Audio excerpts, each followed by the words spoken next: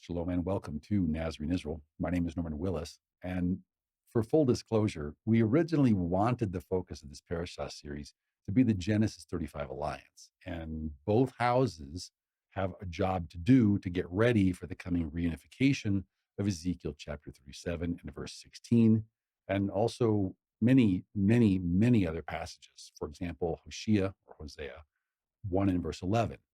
It tells us, then the children of the house of Judah, the Jews, and the children of the house of Israel, or Joseph, the northern kingdom of Israel, Ephraim, shall be gathered together and appoint for themselves one head. It sounds like a democratic election. So if what we're seeing here essentially is that both houses will still be tainted by Mystery Babylon, by the system of Mystery Babylon and voting at this early date. And then later, Elohim will reestablish the house of David and the millennial theocracy. Then the house of Ephraim shall come up out of the land, whether Levi likes it or not, and he doesn't yet. For great will be the day of Jezreel, referring to the great seeding or the Assyrian diaspora, when the house of Joseph got taken into Assyria in both physical and continuing spiritual captivity. And we're not all done. We're not cleaned up yet. So I got a lot of good feedback about just talking. So we do have specific points we're trying to hit. I'm trying to cover something important with the time. But right now, I got good feedback with just talking with you. So I'm going to do the best that I can. I'll give you my autistic best. But right now, according to Tanach prophecy, if you go by the Tanakh as opposed to the Talmud, we're still two big wars and 2 or 3 more generations away from Armageddon and the ingathering. First, Judah will need to build the anti-Yeshua temple, and Levi is busy trying to kill off 90% of Joseph. My job is to help you and your family be part of the 10% that survives. So that starts with being real with ourselves, and especially with Elohim and with his spirit in us. It starts with our relationship with the vine. Okay, so if we think, and I've met, okay, so we get a lot of comments. I just would like to ask people, please don't hassle my assistant. Okay, this is a sister. She has literally laid down her life in the world. She's brought all her life savings. I don't know how many hours a lot. She works a lot, like 12, 14 hours a day, 6 days a week. We're always trying to, how can we do more? How can we help our people more? So this is a sister who has literally laid down her life in the world. A lot of people yak about it, but at the end of the day, they still have personal possessions. Okay. The priesthood level is not for everyone. There's 2 different levels. We talk about that in the Set Apart Community series, also in Acts chapter 15 order. If you want the top level, the top lining, then the Torah government study. But the thing is, if we think we're going to make it in these end of days without surrendering completely to Elohim and inviting his spirit in and making sure she's happy, unless we are going to defect back to Elohim's team and show him our loyalty, then we're not going to make it. So forgive me for talking straight. I've tried to be academic. People tell me I talk way over their heads. So I'm just going to try to be homey. Okay, I'm a military guy. So just forgive me for talking straight. I'm going to try and speak the truth to you in love. My job is to help you make it. That's my job as I understand it. I've been doing a lot of studies. People, I don't know if they don't read them, they don't understand them, they don't take them to heart, they don't think about what they mean. Anyway, what the Messianic and the Ephraimite movements need to know is that these standards that Elohim sets for those he wants to survive what's coming, they're very much higher than what 90% of Ephraim wants to accept. I mean, we could talk about the 1 wise and 9 foolish virgins. Okay, I mean, Yeshua did it best: 5 wise and 5 foolish. But what are we going to do about this, brothers? There's a lot of people who want to survive the end times that aren't really thinking about what Elohim wants from this thing. Okay, I have 1 piece of advice for everyone. If you want to survive the end times, give Elohim what he wants and be thankful he's chosen you to make the sacrifices and the refinements to make it. Okay, so if we want to survive, uh, well, um, we're doing a parasha midrash, basically a discussion rather than going through verse by verse. So we're doing a parasha midrash each week, essentially to fulfill the requirements of Acts chapter 15, starting in verse 19, going through verse 21. And what that tells us is that if we believe on Yeshua, and if we're one of the 10% of the I mean, look around when next time you're at a gathering, and you're at 10 people, say to yourself, who's going to make it? Next time you're getting 100 Ephraimites, if you get that many, except when the book salesmen come to town. If there's 600 people in the room, ask yourself, who are the 6 that are going to make it? That's 1%. Well, who are the 60 that are going to make it? I mean, as it was in the days of Noah, so shall the coming of the Son of Man be. So if we're one of the few who's serious about salvation, and if we're willing to abstain, we already have the right spirit. We already want to help Yeshua get what's his. We already want Elohim's will to be fulfilled according to the Tanakh, according to Scripture, not the words of men, but the words of Elohim in the Tanakh. If we're serious about all that, we've had a true conversion experience, we've received the Spirit, okay, and we're willing to abstain from these 4 abominations mentioned in Acts chapter 15 that will literally, these are an extract, these are the things in the Torah that will literally get you cut off from the nation of Israel. Now we need to talk. So anyway, so the 4 things are no spiritual immorality, which is idolatry, no sexual immorality in the flesh, according to the standards of the written Torah. Also, no strangled meats and no issues of blood. That means not only consuming blood, but it also means obeying all the issues of blood that are in the written Torah. This is something Ephraim, they even think about that. This is something Ephraim seriously needs to sit up and take notes how brother Judah has been dealing with this, because brother Judah deals with this part and Ephraim does not. I know a few Ephraimites here and there who obey the laws of family purity, double beds or separate beds. I know a few who make an effort at that. But if we're willing to do all those things, then we can come into the synagogues where the written Torah has been read each week since ancient times. And then the idea was that as we hear the written Torah spoken aloud, then we're also responsible, right? We're not just listening in one ear out the other. We're also responsible to memorize it as best as we can and do what it says as best as we can, as if we fear Elohim. Okay. So after a year or so, we should have heard the commandments of physical circumcision and all the males should obey it. Okay. So after about a year or 2 at the most, then you can attend the Pesach if all your males are all physically circumcised, no excuses, and everyone's doing the fullness of what the written Torah says. Okay. Sukkot, it's a very open feast. All the Gentile nations of the world can come up for Sukkot. Pesach is a very closed feast. You have to be right before Elohim.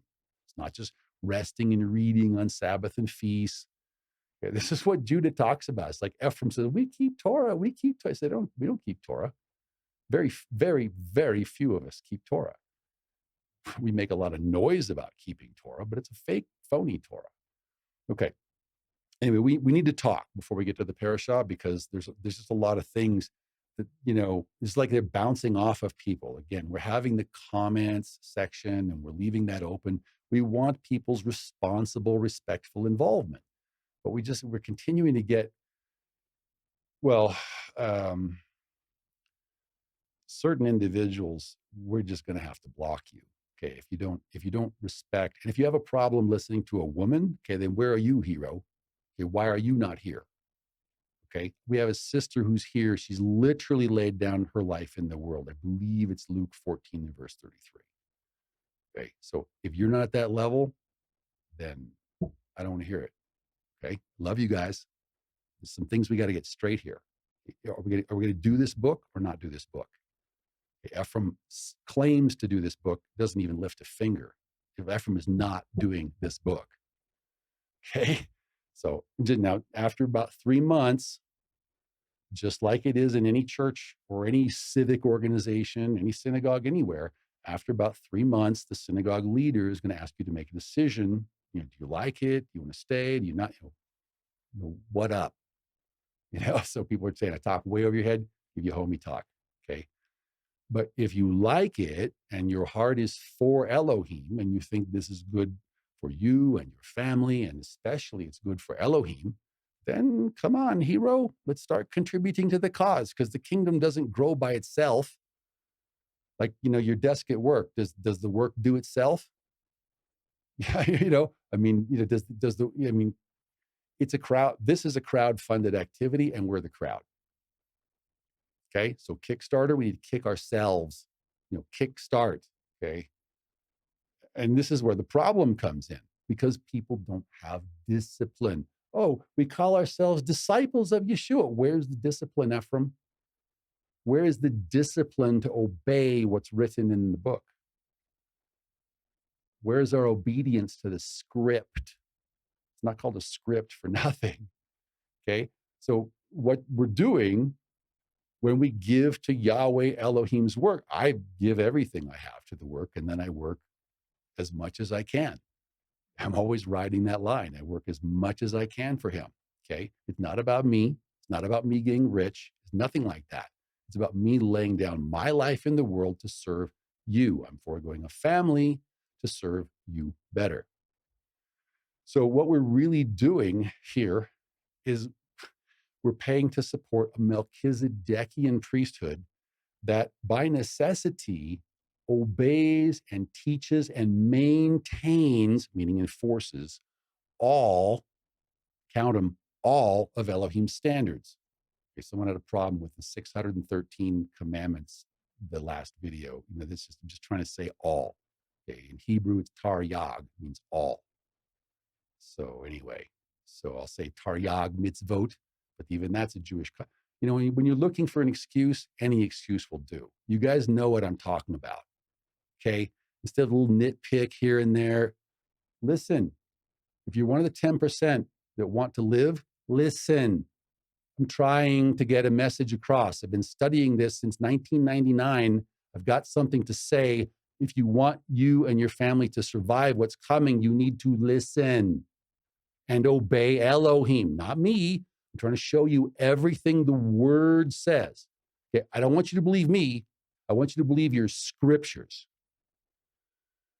So one of the big problems we have here is that it seems that in Ephraim, it's like almost no one cares about maintaining Elohim's standards. Okay, well, Judah has a separate problem. Judah maintains a separate set of standards that does not come from Elohim, but he's serious about maintaining it. If you mess with his boundaries, he will mess with you.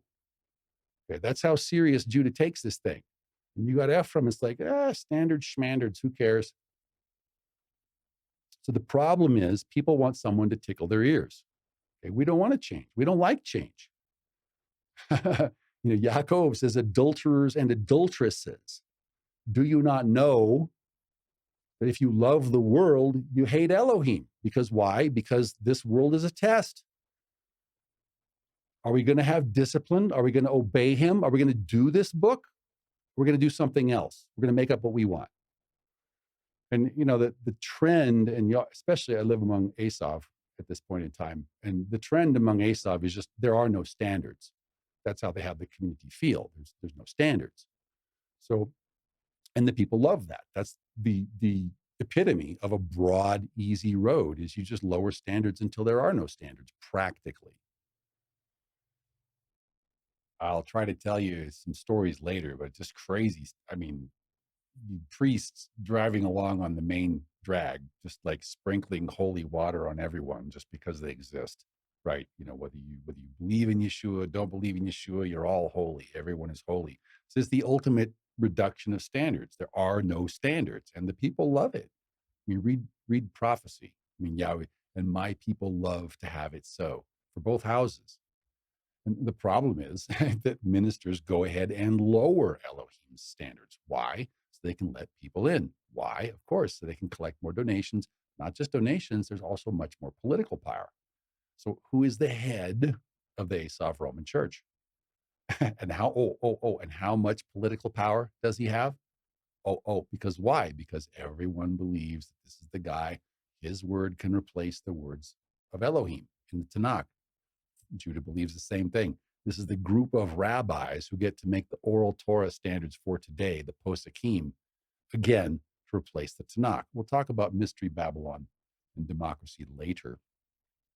But what happens is that you just get a broader and easier road that just takes no discipline to keep. And this is how the vast majority of people like it.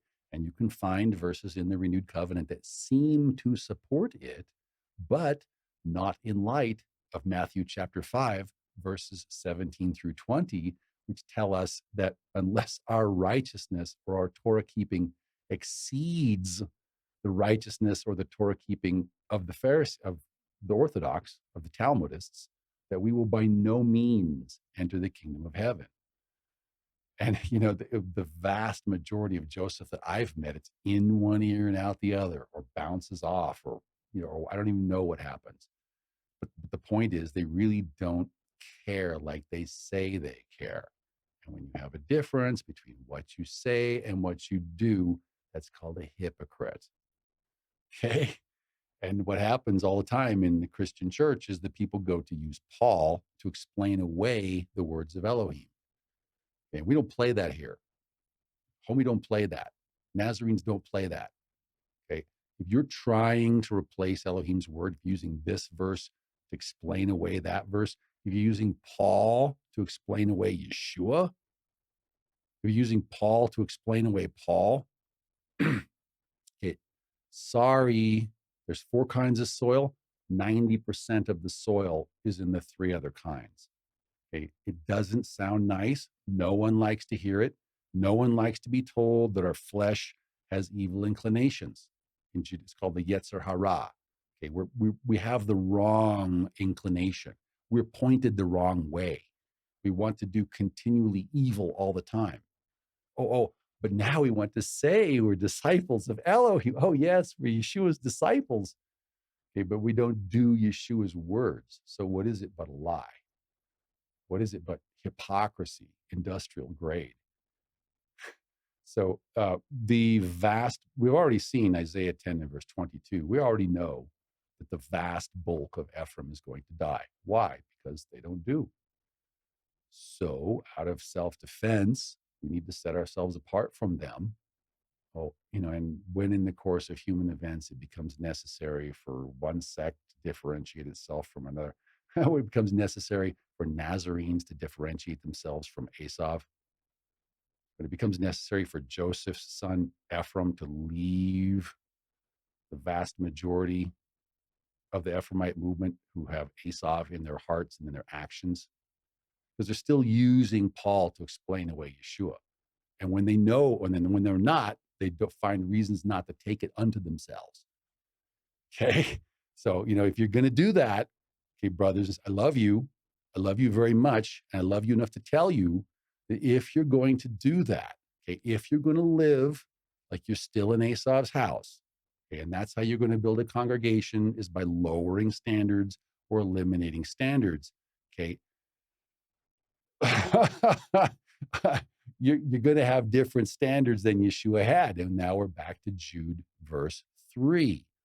Even though you're saved, brothers, it's still necessary to obey the original halakha.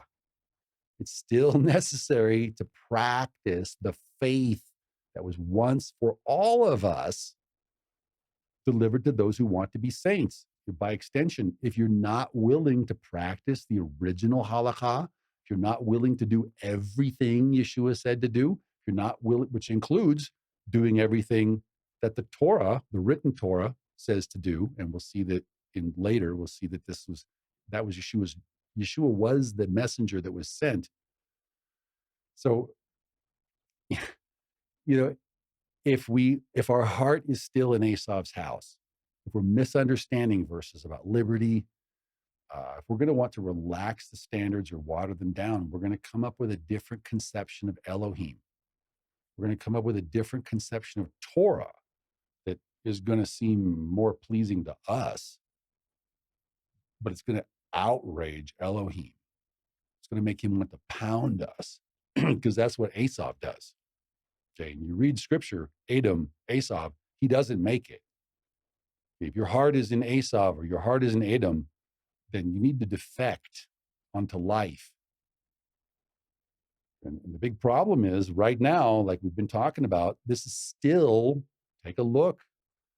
It's what the vast majority, we're talking 99.9% of Ephraim, that might be a conservative estimate of what Ephraim presently does. And we're not trying to say we're holier than thou. We're not trying to say anything like that. We're trying to say, brothers and sisters, you need to take this thing seriously if you want yourselves and your family and your children to make it. This is not no joke. This is not a drill. This is not a joke. This is not a game. This is the script. Okay, and if the shoe fits, wear it or get different shoes. Wear Ephraim sandals. Okay, as we're going to see in the Abraham Accords series, the recovery of the house of Joseph is still really in its early stages still. We'll get into all the details in the Abraham Accords series, but the first wave, we've got at least 3, probably 4, maybe more, I'm not sure, but at least 3 main waves. The first wave began to be recovered around 5760, or that's around 1996. Well, that's 2000. 5760 is 2000. That's between the first and second intifadas. There was a range in there. We show that biblically in the Nazarene Israel study. We'll show it in the Abraham Accord series. There was a range Ephraim would start to show up from about 1996 to 2000 CE. 5756 to 5760. And as we'll see, we're just prior to the start of the second wave starting to come home or come to an awareness of who they are. We won't go anywhere yet. And the movement is supposed to grow a lot starting in about 2 years, or might start before that. We don't know. So my heart, I would love to be making videos for Brother Judah at this point, because that's what the command was at the end of the 3 visions. It was about a little over a year ago now. It took a long time to clear other stuff out, long time in planning and preparation. But the commandment at the end of the 3 visions was to make friends with Brother Judah. And I don't always understand things. I just need to obey. If you're going to put yourself in the receipt, in the antenna role, if you hear something, you need to obey it. So I need to be making videos for Brother Judah right now. That's what I'm supposed to be doing. Only I can't right now, to speak the truth in love, because Ephraim is still a total rebellious mess. 99% of our people are not doing either what Yeshua said to do or what his father said to do or what the Spirit said to do, however you want to put that. And there's not just 3 beings. That's a pagan. We'll talk about that later. We'll talk about the Trinity and what Scripture really says.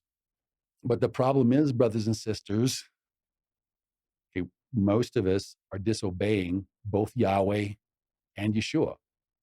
Okay, so how am I supposed to go lecture the rabbis? How am I supposed to go tell the prime minister and the Knesset, the Sanhedrin, oh, no, we're actually Israelites, even though we don't behave like this.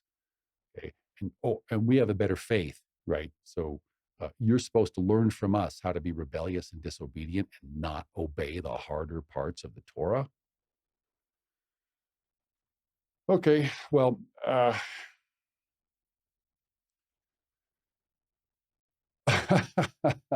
what Judah does right now is they give the nod to the written Torah as an excuse to run off and go do Talmud. Okay. So that's definitely bad. That's definitely not something Elohim wants us to do. They're obeying what they want, and they're saying that they're obeying Elohim's voice. Because they're doing what they want, and they just say, oh, no, we do his Torah, and they go do what they want. Okay. And that's bad, no doubt. Okay. But you can't tell me it's better that we read both the Tanakh and the Brit Hadashah. We claim both books, but we don't really truly follow either one, let alone both. Okay, well, people keep telling me that I'm too academic and I talk over their heads and this kind of a thing. So I'm going to just try and bring it to you as best as I know how. I'm going to try and speak the truth in love. Um, I was raised as a military guy, so I'm going to try and speak the truth in love to you as direct and as loving as I can. But basically, the problem is that Ephraim is oblivious to the situation he's in. He's not paying attention to the word. He's not applying it to himself. And he's basically living in what you call a fool's paradise of his own making.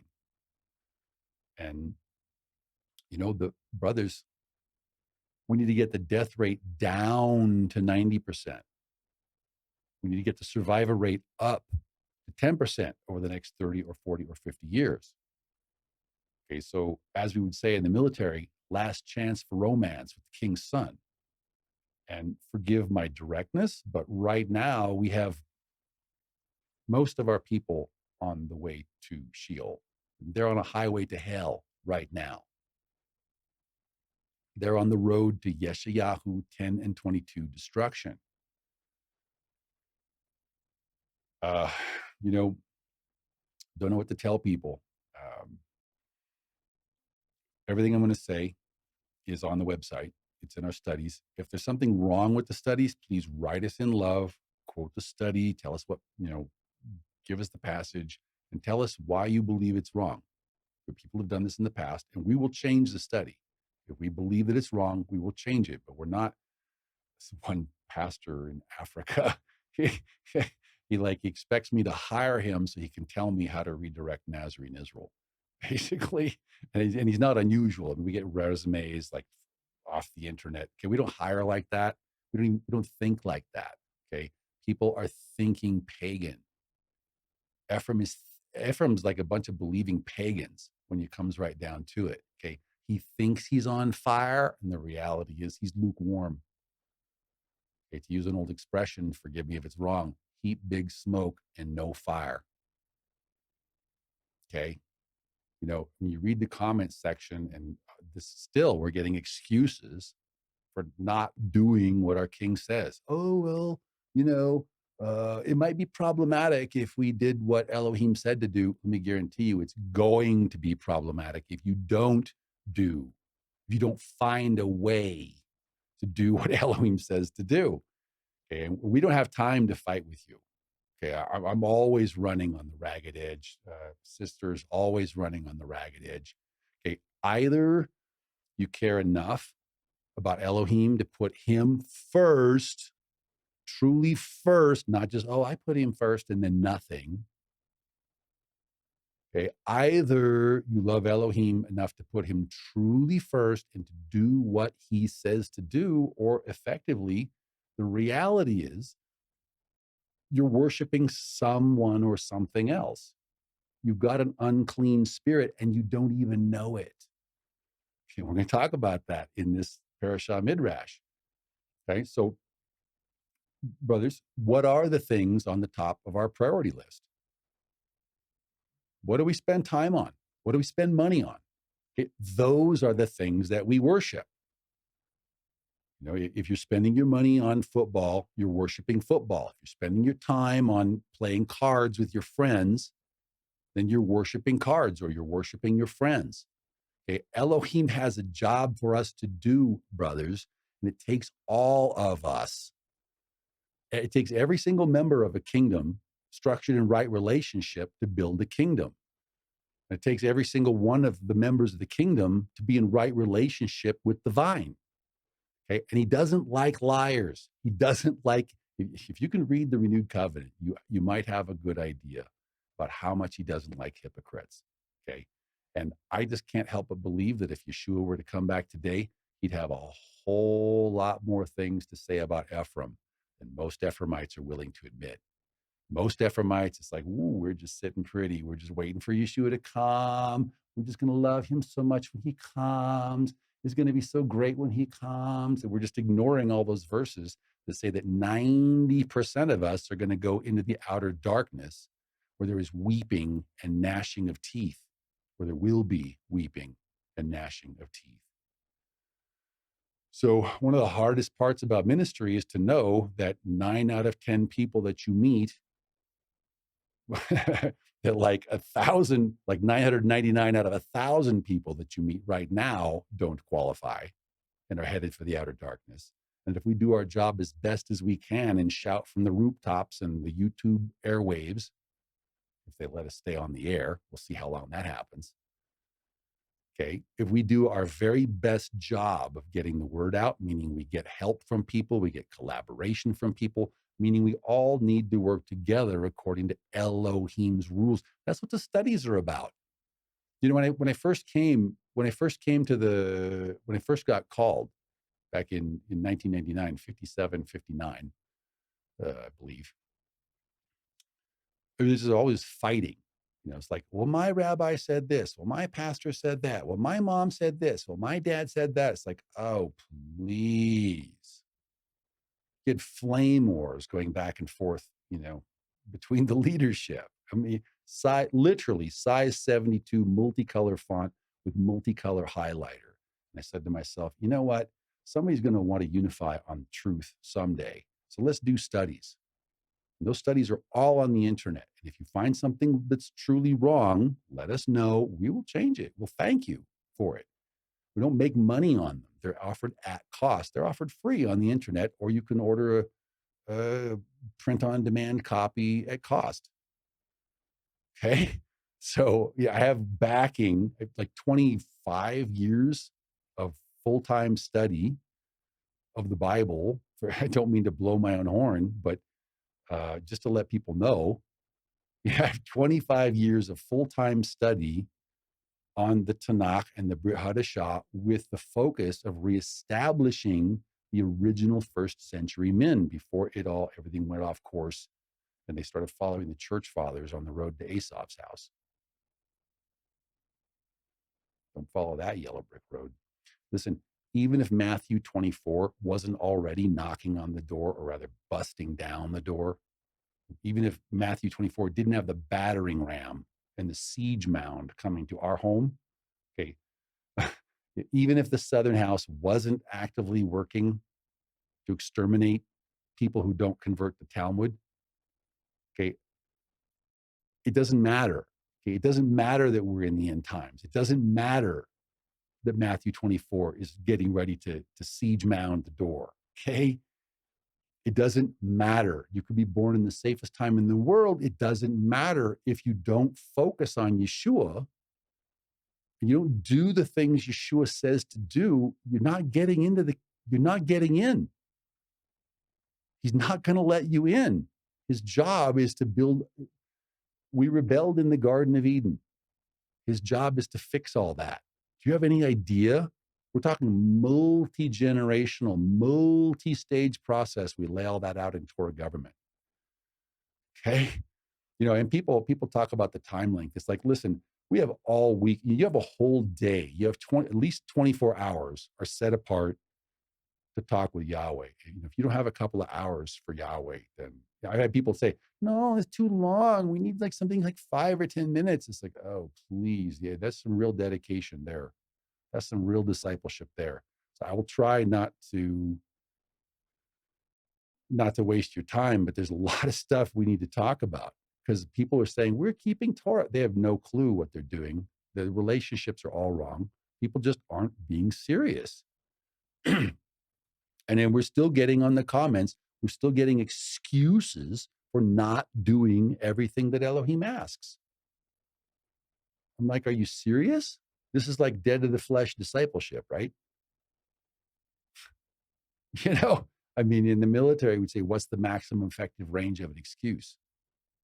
0 meters. Okay. So when we're going to go stand before the throne, and if you're not living with the judgment day before your eyes, you're making the biggest mistake of all, brothers. If you're not putting Elohim first, ahead of your family, head of your wife, head of your children, head of your job, even, I'm not saying you don't have to have a job. Most of us need to have a job in the world. But we need to follow the calling to which we are called. But when you want an excuse to cut Elohim out of the picture, accept only the good stuff. It's a one-way filter. We take all the good stuff. We don't want any of the bad stuff. Okay. When you want an excuse to disobey Elohim, any excuse will do. Okay.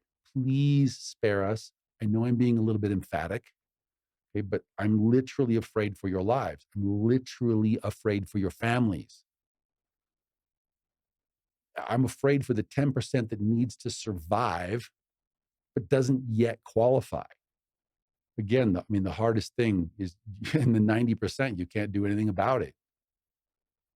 So I'm praying, maybe you can do the math. If there's 10 people sitting and listening in a room, one of them is going to make it. Okay, and it's a fool's gamble to sit back and do nothing. You know what a fool is biblically? Is someone who doesn't really believe Elohim in his heart. It's a fool's gamble to sit and do nothing and to think that we're guaranteed salvation when what we're guaranteed is if we don't participate, we're guaranteed utter destruction. We're guaranteed the outer darkness where there is weeping and gnashing of teeth. Brothers, it's like we forget how soon we forget, right? If we're not diligent to welcome in his spirit, clean, decorate the place, make it nice, welcome his spirit in, and do what it takes to keep her there. Okay. The thing most of Ephraim doesn't get is Elohim will give us a different spirit so that we go to destruction. And then Elohim is completely righteous in doing so. And people say, oh no, he would never do that. Don't believe me? Oh no, and especially not Yeshua, the cuddly little lamb. Don't believe me?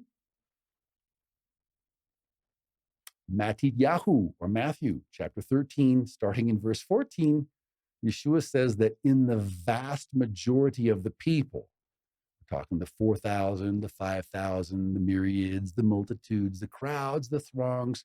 Okay, we can all do the math. He says, in all these people, in the vast crowds, the prophecy of Yeshayahu is fulfilled, which says, hearing, you'll hear, but you shall not understand, because you're not really paying attention. You don't really care. You don't really believe Elohim. You don't truly have faith. In seeing, you will see, but you're still not going to get the need to give your life to Elohim and to put him first. And to dedicate yourself by surrendering to him and his spirit. Verse 15. And there's a whole lot of people saying they're taking the low place, but in reality, it's taking the high place. Because the people say that they care, but they sure don't behave like it. Because you take a look at the fruits. The hearts of this people have grown dull. We got dull fruits. We get fruits that they don't really seem to care if they build a kingdom for their king or not. We have spiritual abdication of duty. We have spiritual dereliction of duty. Why? Because their spiritual ears have become hard of hearing. Because why? Because they don't want to hear what I or my son, Mashiach Nagid, say to do. And their eyes they have closed because they don't want to read what I want them to do for my son. No, la, la, la, la, la. It's just all about the blessings. We'll hear the blessing parts. We hear the protection parts. We hear the deliverance and the safety parts. Oh, the obedience parts, or the support parts, or the take our place in the body so the body can grow. Oh, no.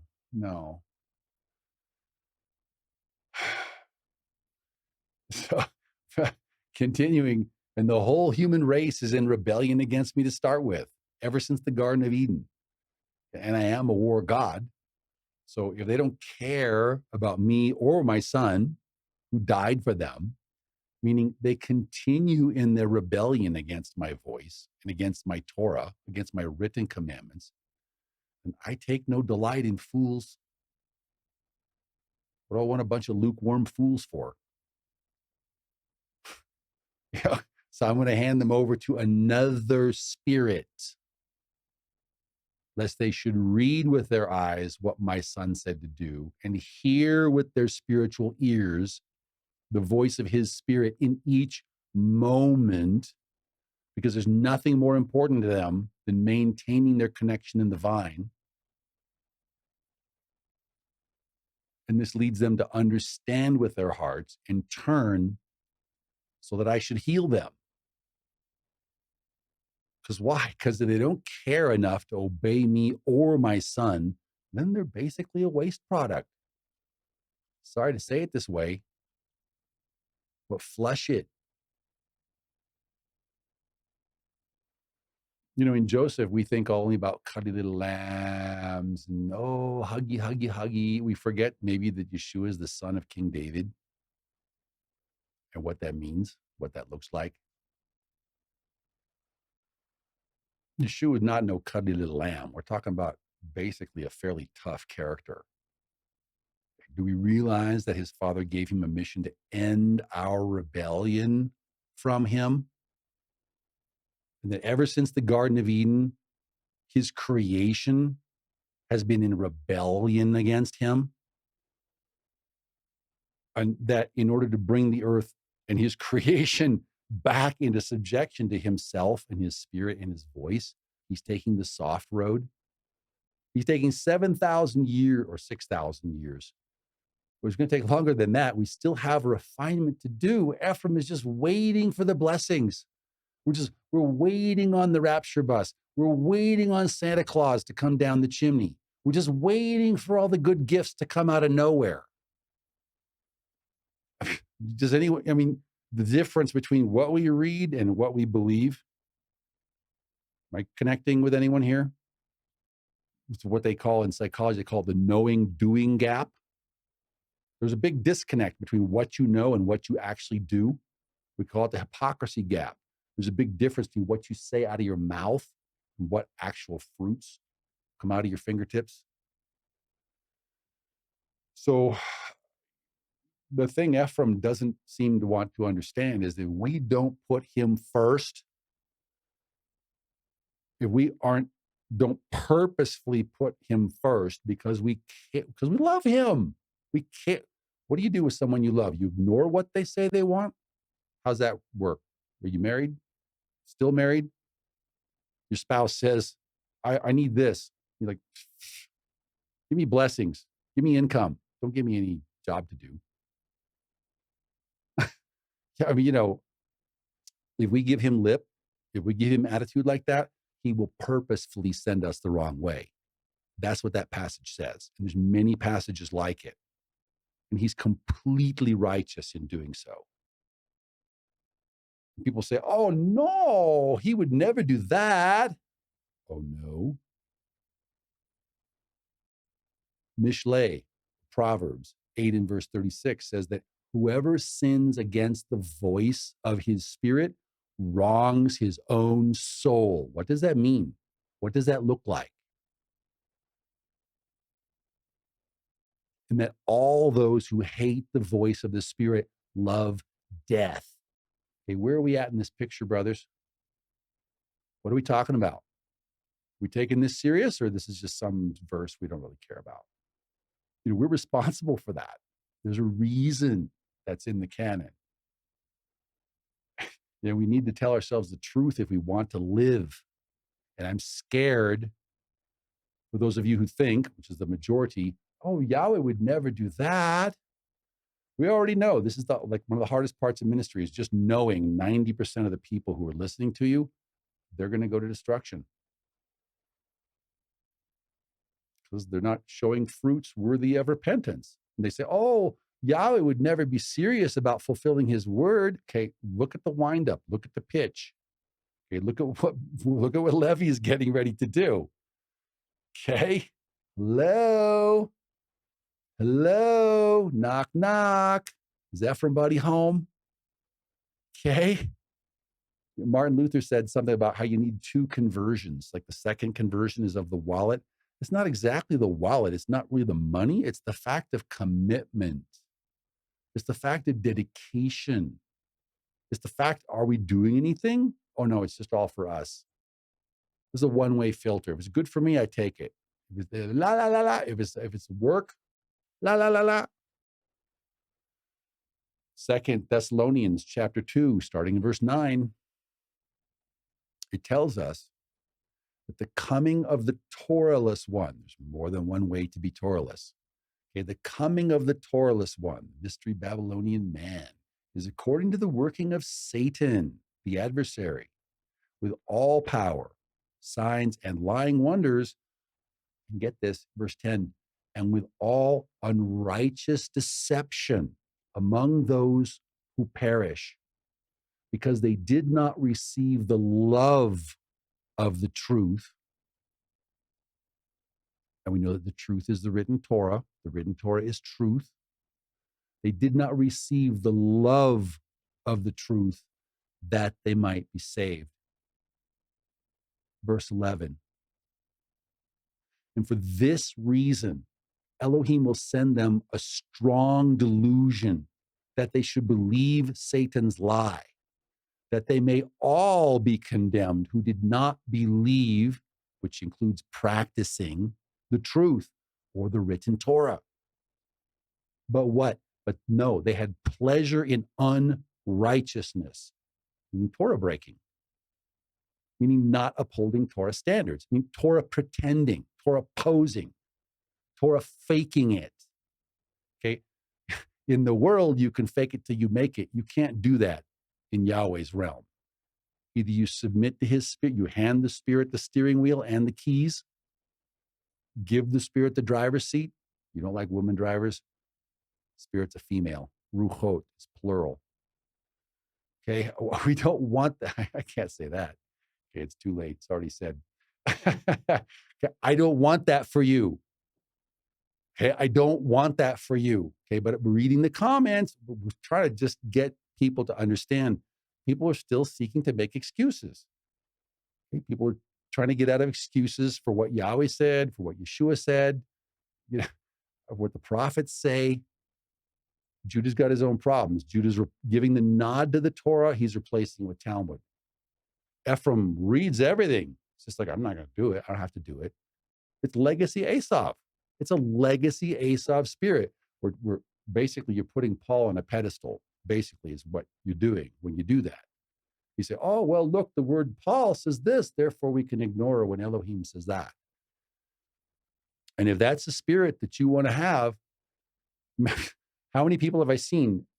You know, they don't have any money for Yahweh. They have money for houses. They have money for cars. They have money for vacations. They have money for politics, political causes. They support mystery Babylonian candidates. They don't have any money for Yahweh. They don't have any time for Yahweh. Oh, please. Money, time for Yahweh? No, I just want the good stuff. They're not willing to dig in and do the hard, the nasty parts that no one wants to deal with. But that's what it takes if you want to have a global body.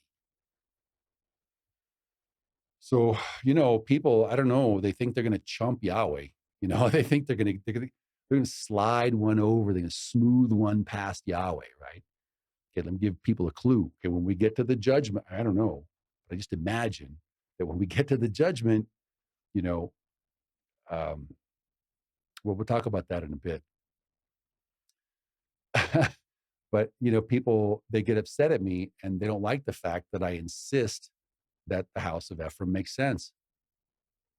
I know people don't like it. We have people unsubscribing already. I don't care if the 90% unsubscribe. I care. It hurts. I don't like it. I get attached to people pretty easy, and separating is very difficult, and it takes a long time to heal.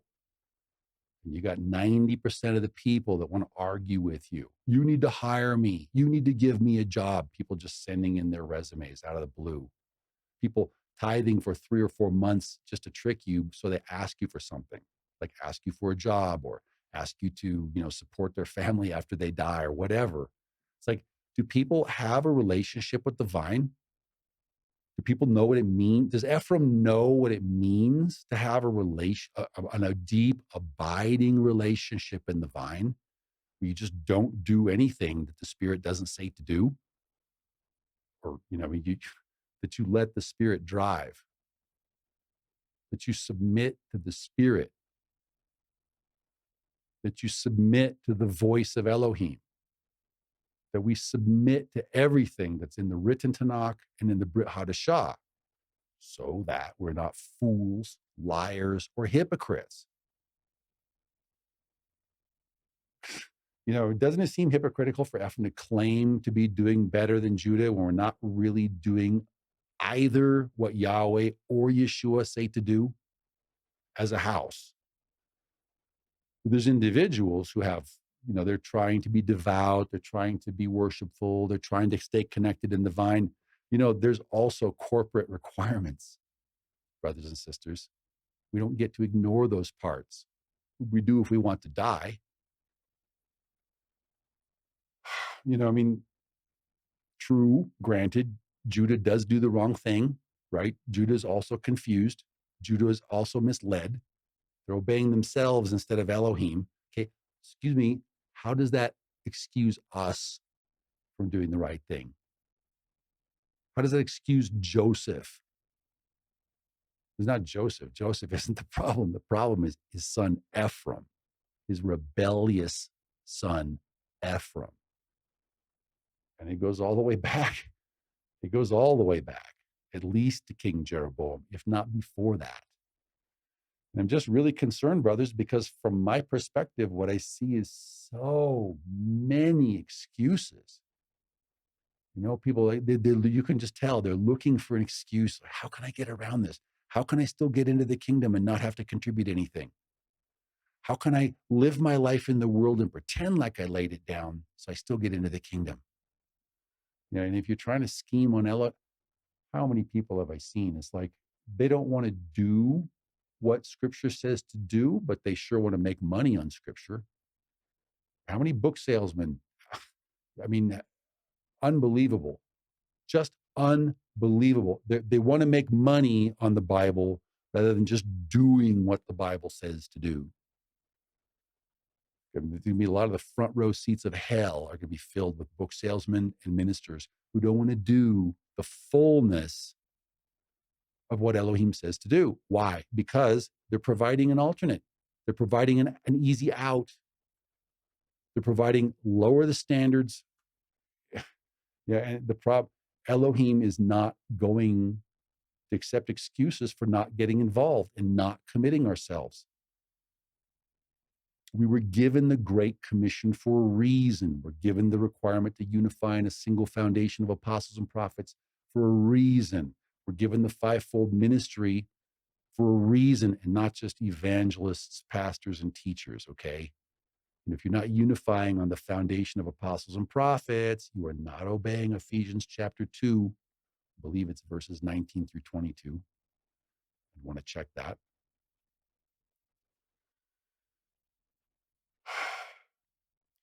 Either we give ourselves over to Yeshua or we don't.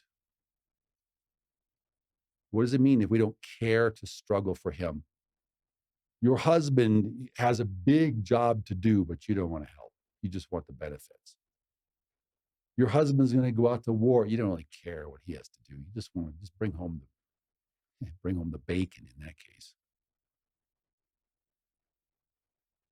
Brothers and sisters, how many of us are still dwelling in Esau's house spiritually?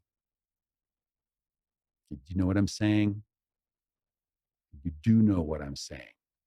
All you guys looking to send in your resumes, all you guys looking to hassle my assistant, all you guys looking for excuses to get out of what Elohim says to do. Okay, why are you writing me? Okay, you want to get smacked? I'm trying to help 10% live. That's my goal. Okay, and am I Elohim? Do I have the authority to let you out of the Torah? Do I have the authority to let you out of the wedding contract? Okay, now let's ask a real question. Okay, if you're truly his bride, why do you want out of doing your utmost for your husband? Hello? Knock, knock.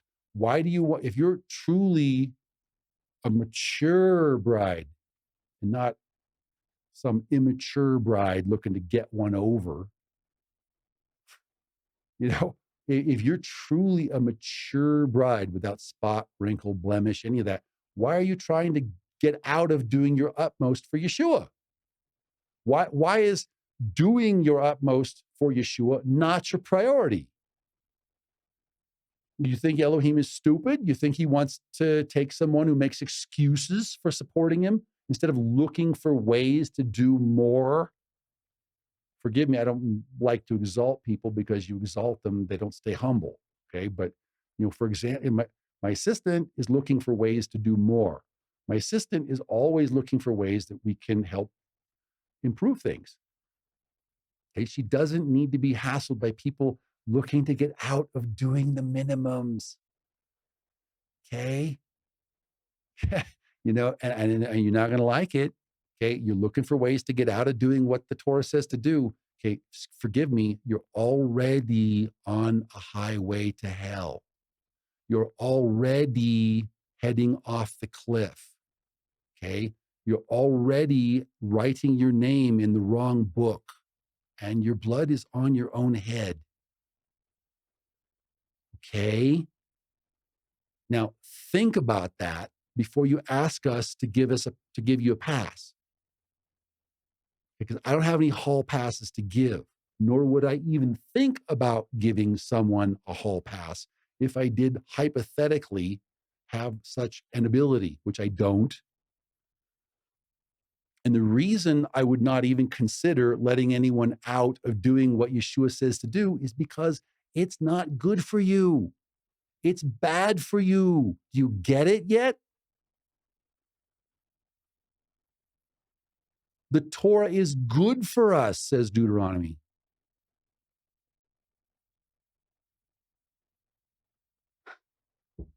Why are we wanting to get out of helping our husband get the kingdom he so richly deserves? Okay, that was a long, long, long detour. Coming back to Acts chapter 15, verse 21. Okay, the idea was after we receive the true spirit, okay, which means we may still have a job, whatever we do, okay, but once we receive the true spirit and the true love for Yeshua that wants to help him get what's his,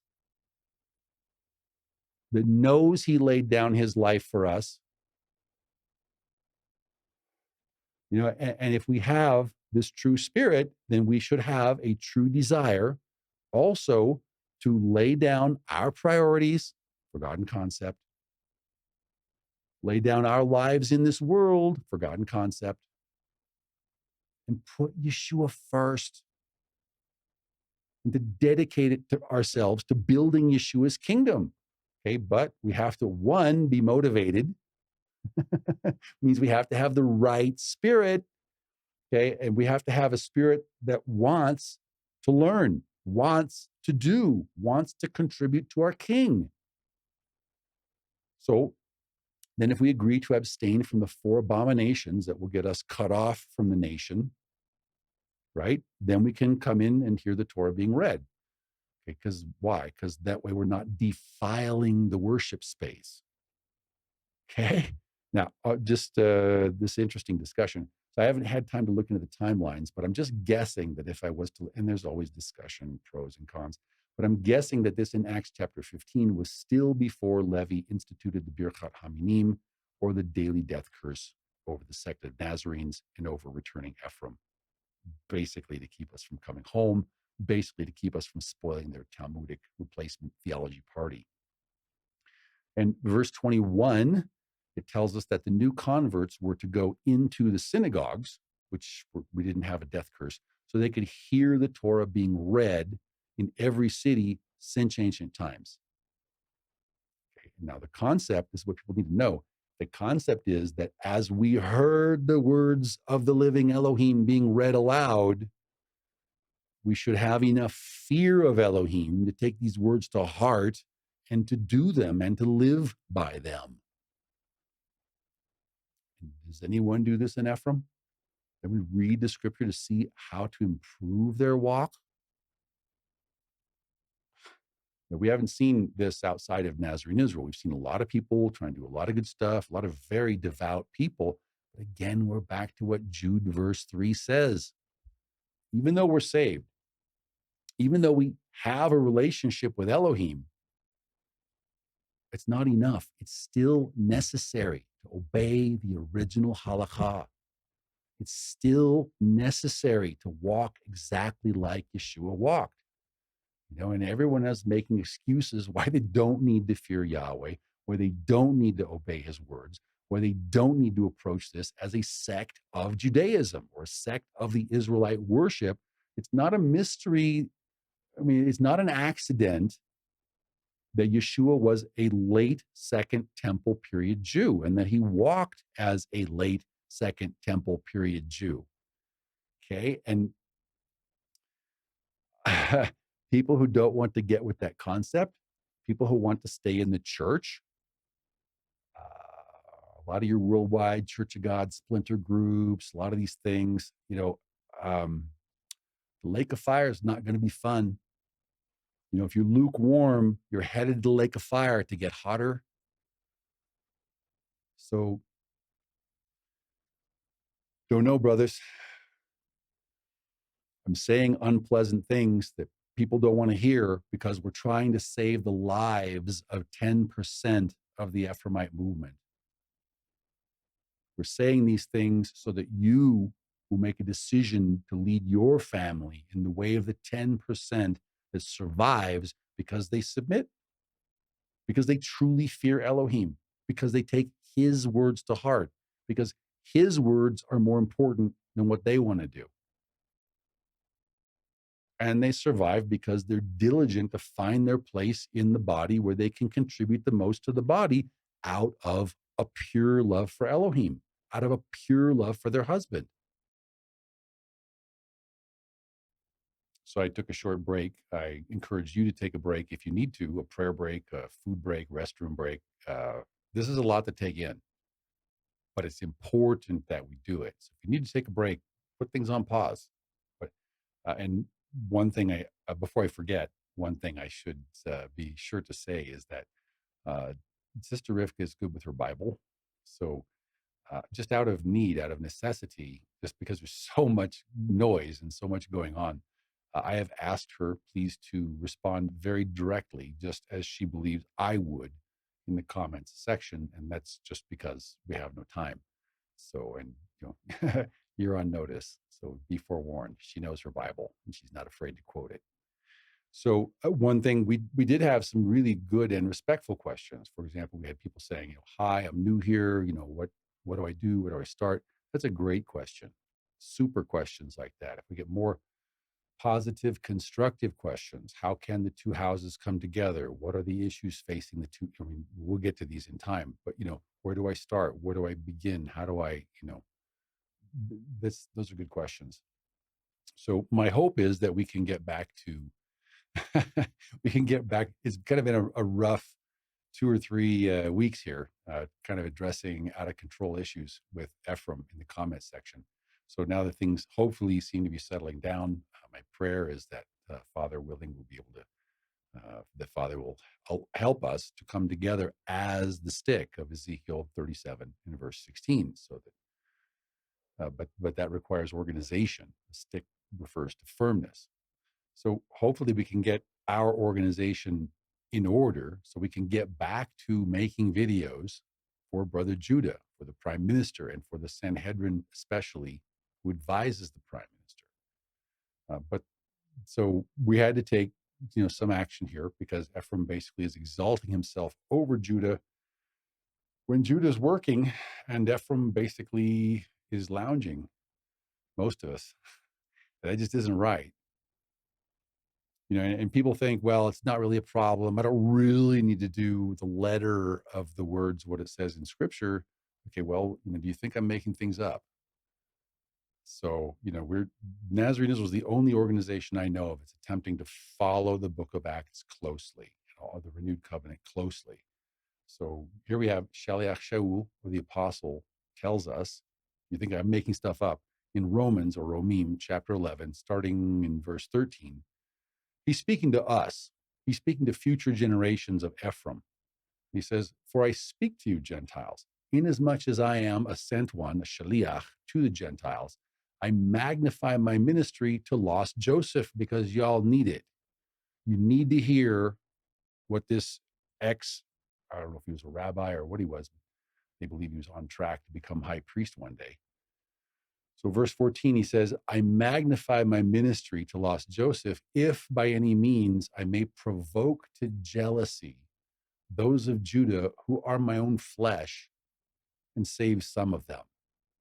So for full disclosure, my dad always said we had some Jewish on his side, but I don't know any details, and I never researched it. So I don't know. Maybe I'm a Manchurian candidate. I don't even know it. I don't think so, though. He was always, Norman, we're Christian. Okay, great. So what does that mean? How do we apply this Bible? How do we apply this book to our lives so that we're not just saying one thing and doing another? So that we're not just lip service disciples. So verse 15, he says, for if Judah's being cast away is the reconciliation of the world, which is basically what it is, what will their acceptance be? But life from the dead. This is something he wants, and we have a role to play in this. Verse 16, for if the first fruit, Yeshua, is set apart, the lump also is set apart. Take a look at what brother Judah does. He obeys many parts of the Torah that that Ephraim won't even consider. For the first fruit is set apart, the lump is also set apart, at least in its own way. And if the root, Yeshua, is set apart, then so is any true branch that's actually in connection with the root of the vine. But the way most of us read this thing, the way I was taught to read it in the Asavite Christian Protestant church is, they're not so. The way most people read this, like, I knew it. I knew we're set apart. I knew we're holy. Now we don't have to try. And that's where Ephraim goes completely off the rails. That's where 90% of us are going to die. Verse 17, and if some of the branches in the southern kingdom were broken off, and you, Ephraim, being a wild olive tree, because we were to be mixed in with all the nations, and in every nation we're in, we have all these strange pagans, customs, and cultures to come out of. A lot of people in the United States think they don't have any pagan culture to come out of. Okay, let's read this verse again. And you, being a wild olive tree in the lost tribes, were grafted in among them, grafted into the root.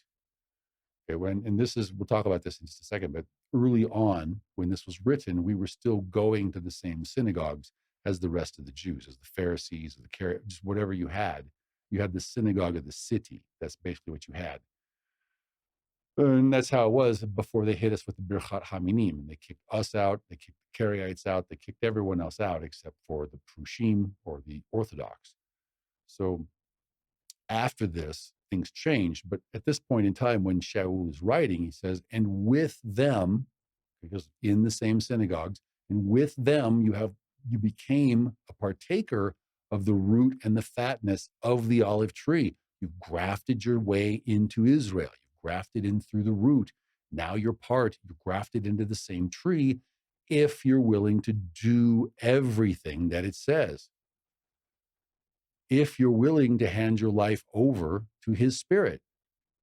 Verse 18, here's forgive me, I don't mean to belabor the point. Hopefully things are going to calm down and we'll get back to regular next week, Father willing. But if there's more to address, we're going to have to address it, because this kind of organization and discipline has to come first. In any family, you need structure. You got to have some kind of organization, and you have to have corporate discipline. And Ephraim, anyway, hopefully we're getting things calmed down now. Verse 18, he says, even though you're a partaker of the root and the fatness of the olive tree, do not boast against the branches. Okay? Do not boast against brother Judah. And that's what was going on in some of the earlier teachings and some of the earlier parashot. He says, but if you do boast, okay, remember that you do not support the root, but the root, which is Jewish, in Yeshua, full on late second temple period Jewish Israelite. The root supports you, Ephraim, us, me, all of us included. Verse 19. So then some clever Ephraimite will say, well, the southern branches were broken off so that I, from the north, might be grafted in their place or in with them. How do we imagine that we're grafted in? What do we imagine as our relationship with Brother Judah? What should it be? What should our relationship with the kingship tribe be? Verse 20, Shaul says, well said, because of their unbelief, they were broken off, whereas you stand by faith. Only do not be haughty, but fear, because being haughty, as we've seen in the past comment sections, is basically arrogance and pride. It's exalting yourself. It's taking the high place, not coming in and taking the low place. So if anyone's feeling flying body slammed, this is what happens when you take the high place.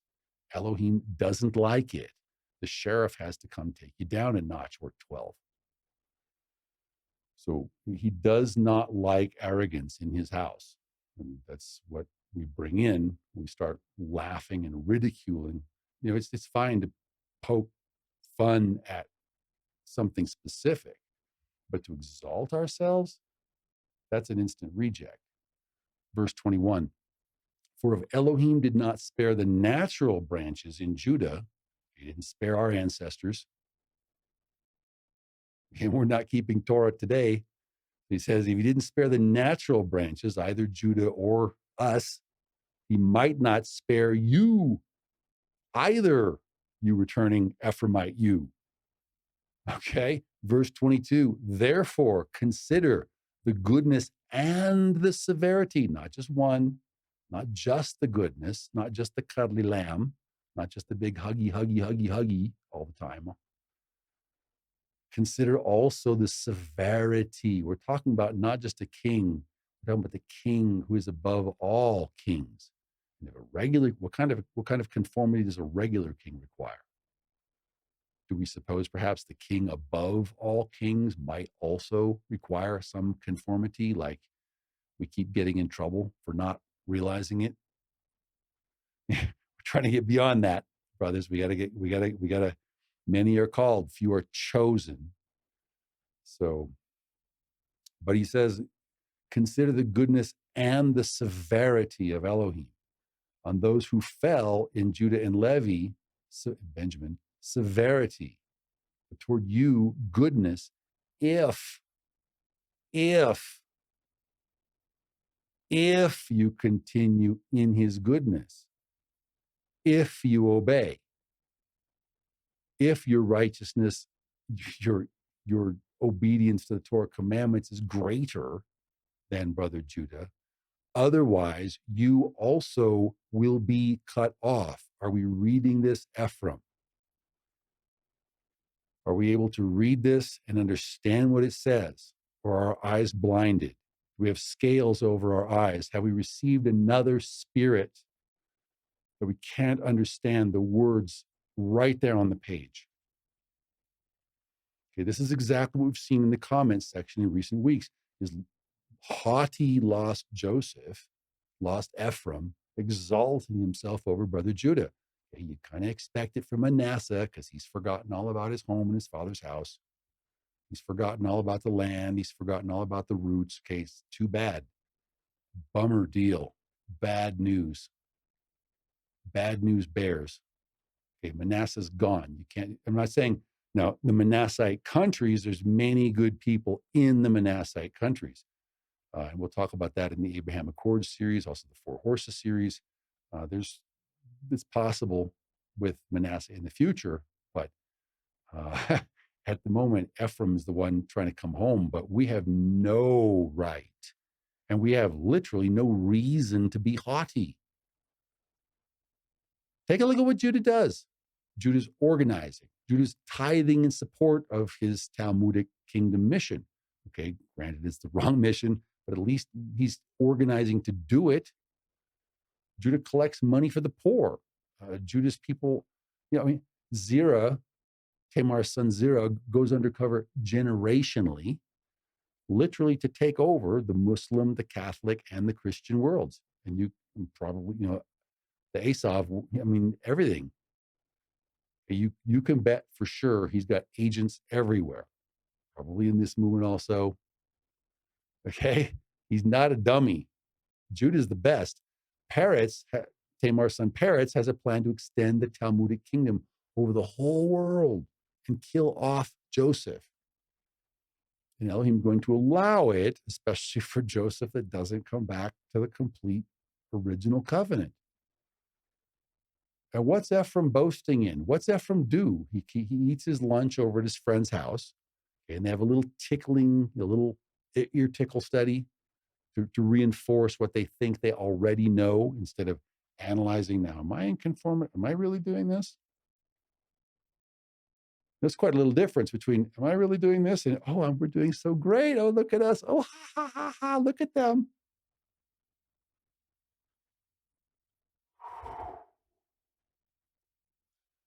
Something about how Yeshua, I'd have to look it up, but, you don't want to say raha, you fool.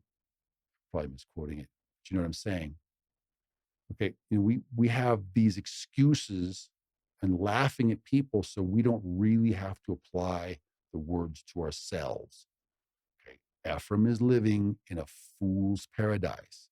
And as one of you, as your brother who loves you, who's taking the time, taking the difficulty to break this all out and break it all down to show you the results of our studies in a format that you can verify and check out for yourself. Don't know how else to say it. Time is running out for us to show Elohim that we care. His last chance for romance with the king's son. Okay, I can't tell Judah to imitate the stick of Ephraim in anything when we're not even a stick. Why are we not a stick? Because we don't want to do what it says. Because if we were to do what it says, we would unify on a single foundation of apostles and prophets by the fivefold ministry paradigm. Oh, but it takes discipline to do that. Too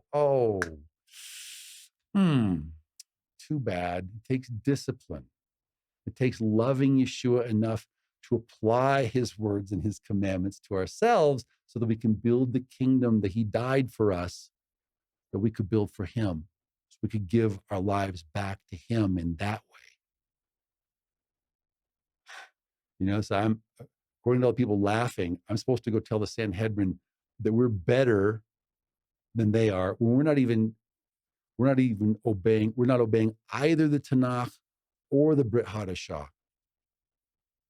So I'm supposed to go talk to the, come in here. If you believe that Yeshua, you believe Yeshua is the Messiah, then according to our example, you get to disobey both the Tanakh and the Brit Hadashah. So, hey, if you believe our way, you can just completely disobey your Rebbe Yeshua. Does that sound good? You can be in disobedience and still be in obedience. Okay, that's the whole Mystery Babylon paradigm. It's a way of doing your own thing, your own personal ends and your own personal gain, while ignoring what Elohim said to do, while ascribing it to Elohim. We'll talk about Mystery Babylon in the Abraham Accords series. So I don't mean to belabor the point, but there's this pattern that needs to be addressed. Understanding needs to come. So we need to dwell on it until we can move forward together with integrity. So I empathize with some of the problems that some of the people are addressing in the comments section. I get it. But the problem is people are making excuses not to get involved in Yeshua's kingdom building exercise, and that's just backwards. So people are looking for excuse. This is what we're called to do, is to lay down our priorities for our lives and get involved in Yeshua's kingdom building effort. Get involved in Yeshua's struggle to help his brothers in Judah come back to the Tanakh. That's part of our job, brothers. We'll talk about that when we get to Deuteronomy. That's a ministry we are chomping at the bit to do in Nazarene Israel, but we can't even begin when we have a bunch of basically backslidden, arrogant comments because all of those witness the wrong spirit. And it's causing us not to be able to hear the humble requests. I'm new. Where do I start? What do I do? We need to hear those sincere questions. That's what we need. We need to be aware of the dangers, but that's not what wants to come out of our mouth. We need to know what's going on. In Matthew chapter 12, starting in verse 43, let's take this to heart. Yeshua tells us that when an unclean spirit goes out of a man, okay, that's something that doesn't agree with Scripture, okay, he goes through dry places and seeking rest, he finds none. Verse 44, then he says, I will return to my house from which I came. Comes back to us. Boomerang effect. And when he comes, he finds it empty, swept, and put in order. Kind of like when we clean the inside of our house to get it ready for the set apart spirit, but then the set apart spirit comes in and she wants something different than what we thought she would want, and we're not willing to give it to her. Or when the standards are higher than we thought they were going to be, and we're not willing to do that for Elohim. Do you hear what I'm saying? This says in Proverbs, all those who hate me or disobey me love death. They hate their soul. So what happens? Verse 45, well, then the demon, the unclean spirit, goes and takes with him 7 other spirits more wicked than himself, and they enter and dwell there. And the last state of that man is worse than at the first. I don't know how many times I've seen it. People want to do ministry, but they're not willing to pay the cost. They're not willing to obey to the fullness of their ability. And so the spirit doesn't stay. And then what happens? I've seen it happen in so many places. I've seen it happen in congregations. I've seen it happen in individuals. And the last state of those people is worse than at the first. Because why? Because they're doing like Esau always does. They're dropping standards. They're lowering standards for whatever they get: adoration, money, power, political power, whatever they get. I don't know. I don't really care. They're not our department, brothers. Yeshua says the last state of that man is worse than at the first. Yeshua says, so shall it also be with this wicked generation. What were they doing in Yeshua's day? They were claiming to serve Elohim when they weren't really. They were claiming to be faithful when they weren't being true to the fullness of what they knew. They're saying, Shema Israel, love him with all of your heart and all of your mind and all of your soul, just so long as you don't have to listen to his words. As long as you can mouth Torah and then do Talmud.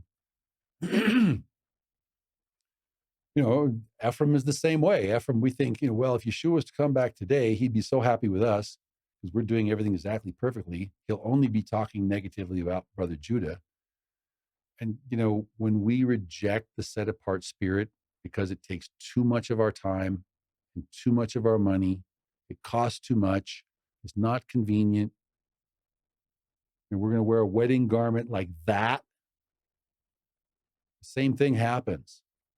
Okay, you get a false faith, you start church shopping, you start synagogue shopping, or I don't know, mosque shopping. I don't know if they have that in Islam, but the same thing happens. Okay? And most Ephraimites I know, they never receive the Spirit because they're not willing to make the changes necessary. They're not willing, not that they just clean and sweep their house, but you have to invite the Spirit. You have to court her. She's a lady.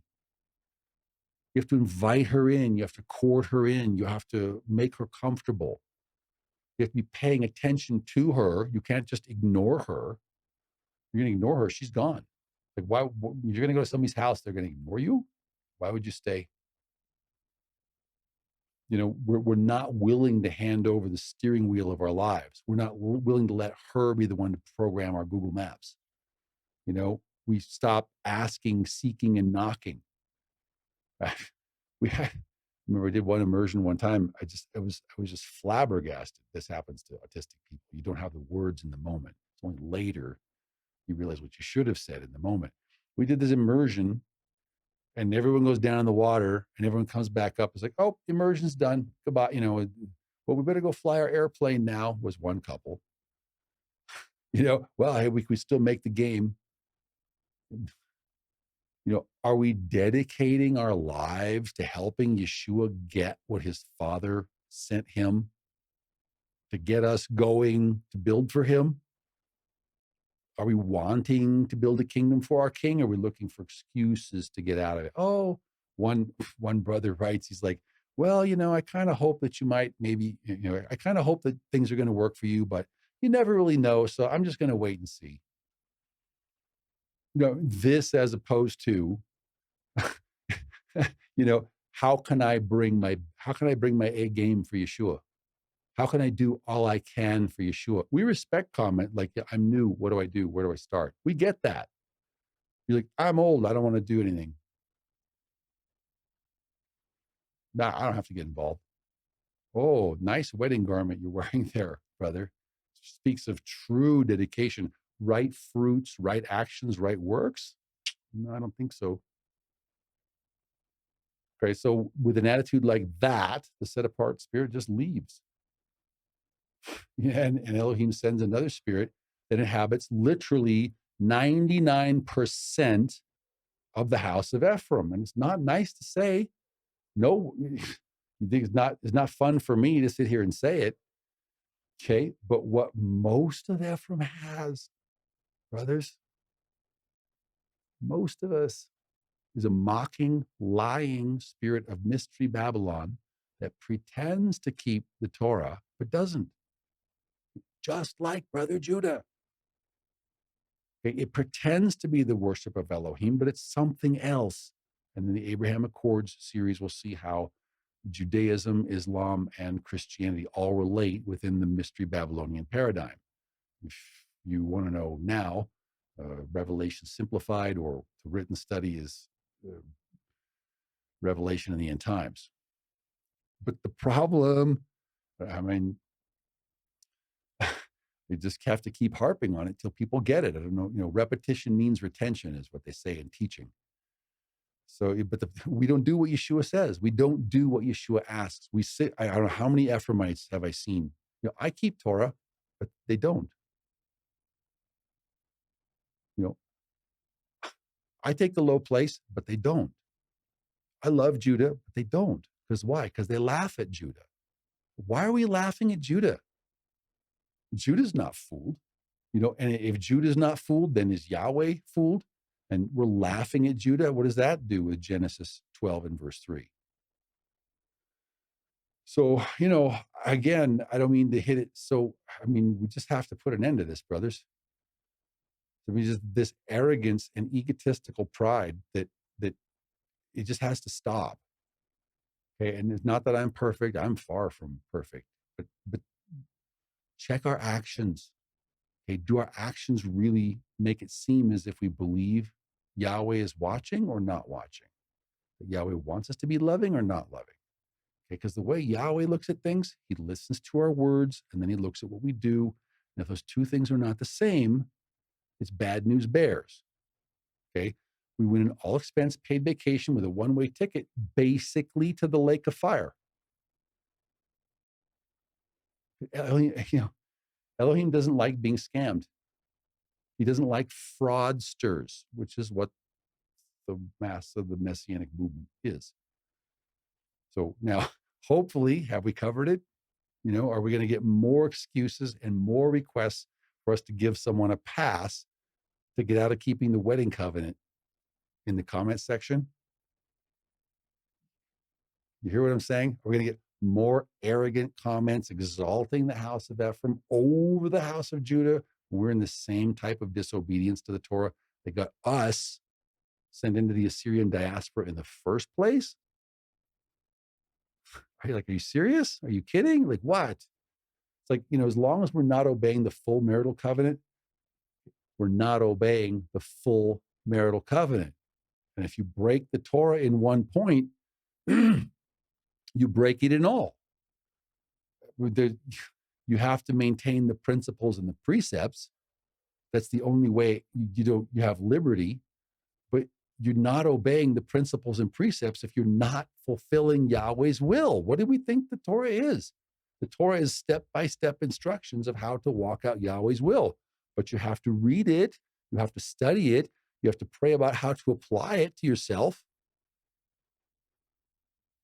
So maybe someday when Ephraim humbles himself, we can get back to a regular parasha for brother Judah, or for both houses, Genesis 35 alliance. So that is my prayer. I ask you please to pray with me that the house of Ephraim can realize what it means to be a house, so that together we can fulfill Ezekiel chapter 37 and verse 16, or Elohim can use us to fulfill it. If you want more information on that, Revelation, the end times, we have all kinds of studies. So if someone wants to know where to begin, I would say, your pick. If you're really true, if you're sincere in your desire to become a disciple, the studies are open. If you find something you think is wrong, write us. But not just a nitpick. But if you're a true disciple with a true heart to learn, I would either start with the videos or start with the written studies, and I would do them all until you understand the doctrine. Our standard for disciples is read all the studies at least twice, watch all the videos at least twice. The point is not twice, but you do get more out of it the second time around because it's technical. And the point is that understanding should come. Okay, so have we covered it? We'll find out next week by watching the comments section. So, and please leave our sister alone. Okay. She works so hard. She doesn't need any hassles from people. They're just looking for excuses to get out of doing the minimums. Okay. Moving on. Hopefully we're ready to move on to the good stuff, because I love teaching Bible prophecy and helping people understand what it means. So by the time when we get to the Abraham Accords series, we're going to see that we are created beings. And the big idea is that we were created to form a single family team that listens to his voice so we can take care of each other. So together we can take care of his planet. That was the origin. That's what he built us for.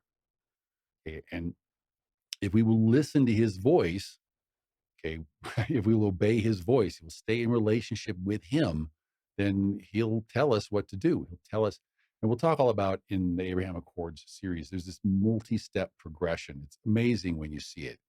It's a very long, but very vitally important story for history. And it's going to be, I believe, quintessential, not just in helping Judah and Joseph come together, but also in providing a pathway for cousin Ishmael, excuse me. But so after the exodus from Egypt, what happened is that Yahweh decided to establish an internal priesthood for Israel. Okay, now, we were with the Melchizedekian order in the days of Abraham, Isaac, and Jacob, but now we're Israel. Now it's post-Egypt.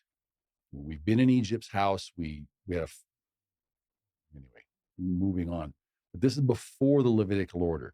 Okay, after the exodus from Egypt, I love telling all the details. I just have to hold myself back from giving too much information, just trying to make a logical flow of what's necessary.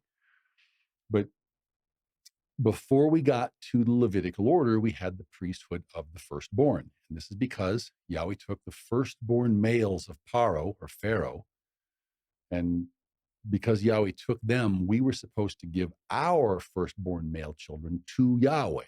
And they would serve as his first priesthood. People don't understand the importance of this. They don't understand the significance of giving our first fruits to Yahweh. And we talk about the sin of the golden calf later. But before we get to the sin of the golden calf, first we need to look at Shemot, or Exodus chapter 22, and starting in verse 20. Now he says, whoever sacrifices to any Elohim other than Yahweh alone, he shall be devoted to destruction.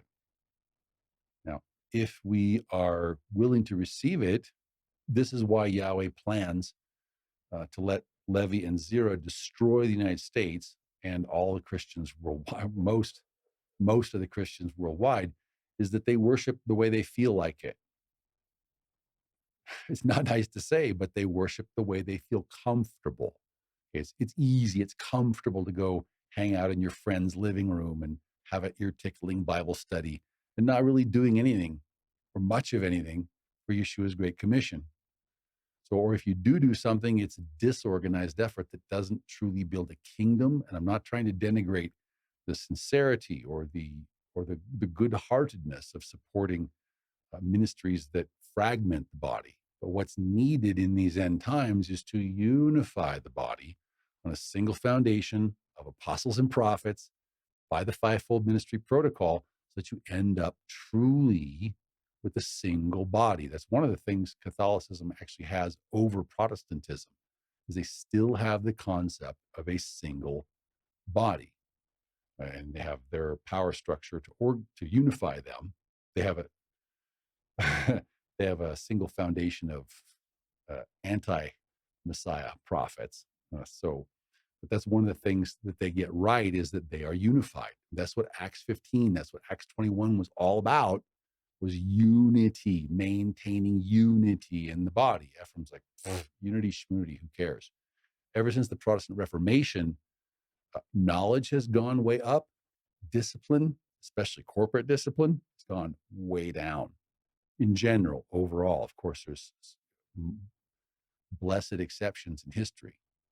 But what Yahweh wants us to do is to remember he's calling us to keep his whole word. So, funny thing, if you hear maybe a Christian, maybe worship the Lord, okay, the Christian probably worships a standard way that's accepted in Roman Asav Christendom that, not coincidentally, is not what Elohim said to do in the Tanach.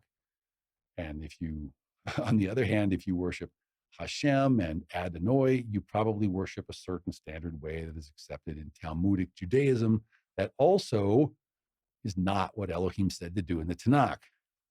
And if you worship Jesus, you're probably keeping days of worship that Asav in Rome decided. You're probably keeping a halakha that Rome decided, that Asav decided, rather than sticking close to what it says in the word so that you know how to do what Yeshua said to do. Okay, well, then from the Orthodox side, someone will say that, well, Yeshua is a false God also, except, well, if you're going to go there, what do you do with Daniel 9 in verses 25 and 26, which tells us pretty clearly that Mashiach Nagid had to come just before the end of the Second Temple period. So what do you do with that? Ignore it, tear that page out, just kind of put the Talmudic highlight. Well, what that really means is like, come on, who is your show us Mashiach Nagid at the end of the Second Temple period if it's not Yeshua? I want to be fair. We want to support the truth. We want to encourage Judah. Judah does a lot of good stuff. Okay, we have a lot of messy antics, who wag the finger at you all day long. His name's not Jesus. His name is Yeshua. Okay, what are we proving here? Yeah, yes, I believe there's a big difference between the pronunciation. When you visualize Jesus, you get like a blonde-haired, blue-eyed Christian Christ. And when you say Yeshua, you get I don't know, first century olive skin, dark haired. I don't know. It doesn't matter. That's not the point. But there's two. One of them is Roman based. One of them is Jerusalem based. So you have a bunch of people, they don't want to imitate their Mashiach. Well, we're just speaking the name Yeshua. We know, so smart. We know the name Yahweh. We know the name Yeshua. And now they're expecting a pass. And they're going to get a fail because they're not doing everything what it says. Ephraim's going to get an F minus. Okay. Just because we use Yeshua's name, it's not like a magic charm. You get a bloody amulet next. Father forbid. Do not just use Yeshua's name like some magical, magic charm. Because you say the name Yeshua and you know to rest on the Sabbath and feast, and you say you're keeping Torah, and now you don't have any requirement to keep the rest of the marital covenant. I don't mean to ridicule people, but come on, brothers. Are people itching for the lake of fire? I mean, can we be real? Do we have fear of Elohim? Just because you call your husband by his name, does that mean you don't need to do what he says? Oh, hi, insert name here. Now I can ignore you. What's the difference between that and Brother Judah? Okay, and that's what the vast bulk of Ephraim is doing. I called you by your name. That's why I don't have to do what you said to do. Now you need to die for me, and you need to intercede for me with your father. You need to keep on coming and washing my feet. I'm not going to come wash your feet. You need to keep on providing for me. It's a one-way street. Sorry. Yahweh and his son Yeshua, the son of King David, they understand they're dealing with rebels and traitors all the way from the Garden of Eden. He's undertaking this massive rescue operation to save his creation over thousands of years. It's a fascinating multi-step process. We hope to put it on video for you.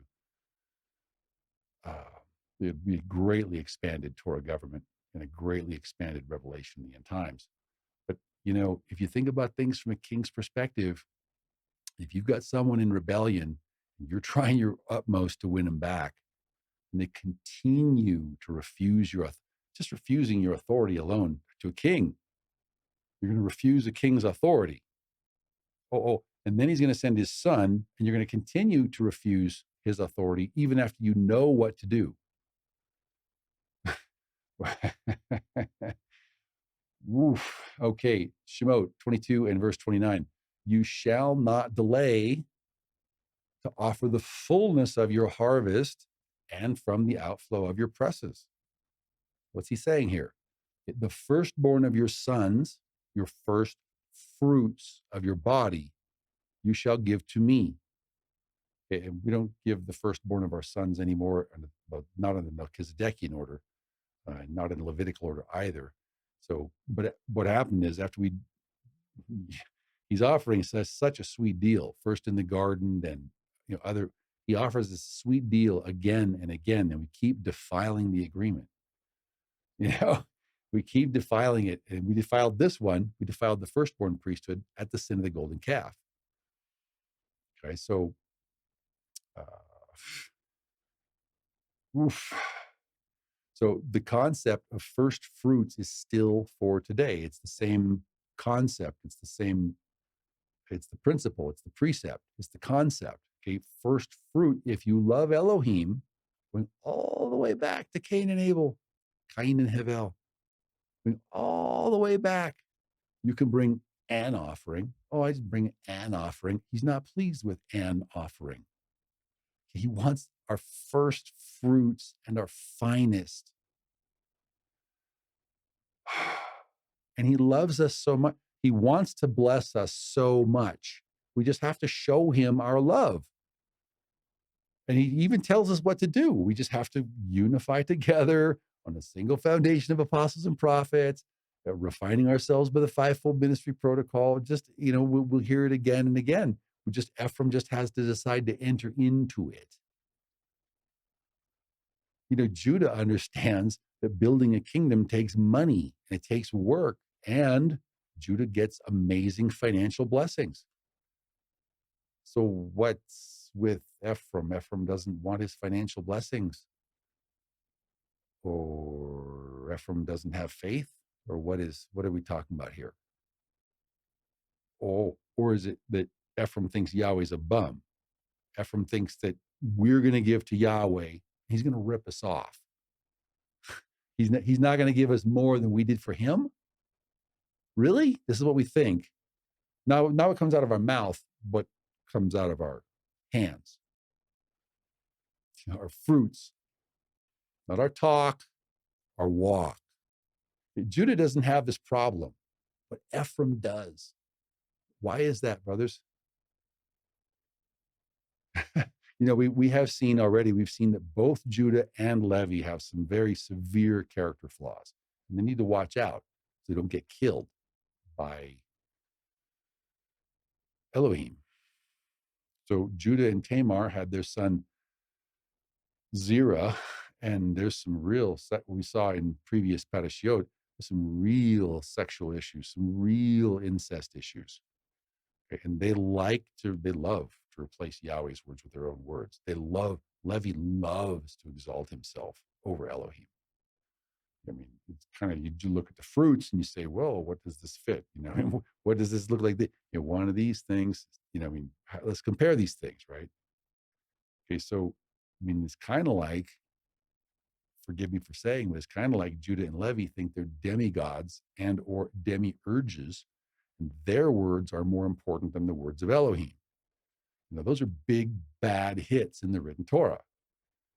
I'm not going to deny it, but does Ephraim have no problems?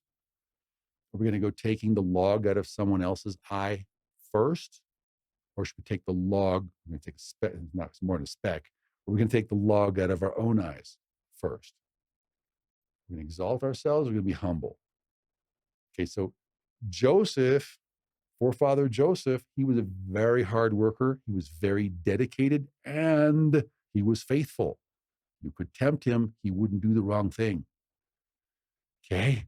But it's like Ephraim is also a very hard worker and he's doubly fruitful. But the problem, for some reason, he's just not faithful to Yahweh.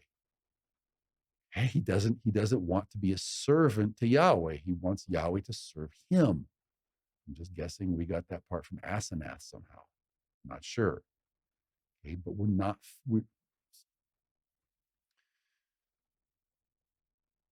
words you wish you didn't have to say, but we are not as a house. Brothers, sisters,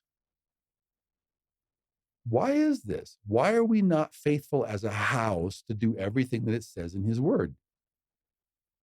Yeshua died for us. That's what he wants. How come we don't want it? Granted, first fruits are hard. They cost money. They cost time. They cost effort, life, energy. Okay? But the thing is, first fruits, that speaks of a narrow and afflicted path that leads to life. We don't see the need. We don't see the benefits of obeying Yahweh. If you think giving 3 tithes plus first fruits plus gifts plus offerings is hard, think about giving up your firstborn son. Think about sending your firstborn son, your only manifested son, to his death. Think about that. Okay, what would it take for us? What would it take for you to give your firstborn son to Yahweh? See ya. Bye. See you 3 times a year. Can we see this as a continuation of the same type of sacrifice that Abraham made at the binding of Isaac? Yeah, and since we claim to be Abraham's children, what should we have as a natural extension? If we're truly Abraham's children, what should we be doing? What should we be willing to do for Elohim? Do we have the same kind of faith that Abraham had? And if not, then how do we count ourselves as children of Abraham? And if Yeshua tells us plainly in Matthew chapter 5, 17 through verse 20, not to think that he had been sent to do away with even the least of the commandments, even the least of the requirements, do we believe him or not believe him? Do we take his words to heart? He's our Rebbe. He's our one and only rabbi. Do we take his words to heart? Oh, you're my rabbi. I worship you. I just don't want to be like you. Does not compute. Okay, Shemot 23 and verse 2. You shall not fall in with the many to do evil, nor shall you bear witness in a lawsuit, siding with, basically, don't side with the many. Don't side with the many, or the pervert justice, or any other reason. Meaning, it's not supposed to be majority rule. It's not supposed to be voting. It's supposed to be the purity rule. And then you want to get the majority together on purity. That's what all the studies are about. And in the Abraham Accord series, we're going to see that basically majority rule, that's the political arm of Mystery Babylon. It was democracy. We'll see how democracy was born in Babylon. It's continued in all the other manifestations of Babylon. We'll talk also about the Mystery Babylonian Church, which is cool with voting. recommending candidates. They're not allowed to do that, but they're cool with voting. Okay, we'll also talk about the mystery Babylonian Talmudic synagogues. We'll talk about the mystery Babylonian mosques at some point, the Abraham Accord series. But the point is that Yahweh says not to follow the majority. We are not to follow the herd blindly off the cliff. We don't learn Tanach in our schools because it's very deep and things can be misinterpreted. So they don't teach us Tanach. We learn Talmud, we learn what we call Torah Sheba'al Peh. So if I would want to go into Yeshayahu, what you call Isaiah, I would go to my Rebbe and I'd ask him to teach it to me. Like everything I don't understand and I ask him to teach it to me. But things that I wasn't taught in school because I was told that it's deep to understand, I for sure want just to read texts and like. You have to admit, we are a peculiar people. So Ephraim has lots of problems. Judah is zealous for his own words. Okay? Judah and Levi go crazy for their own commentaries on commentaries on commentaries on commentaries on commentaries on commentaries on commentaries on commentaries.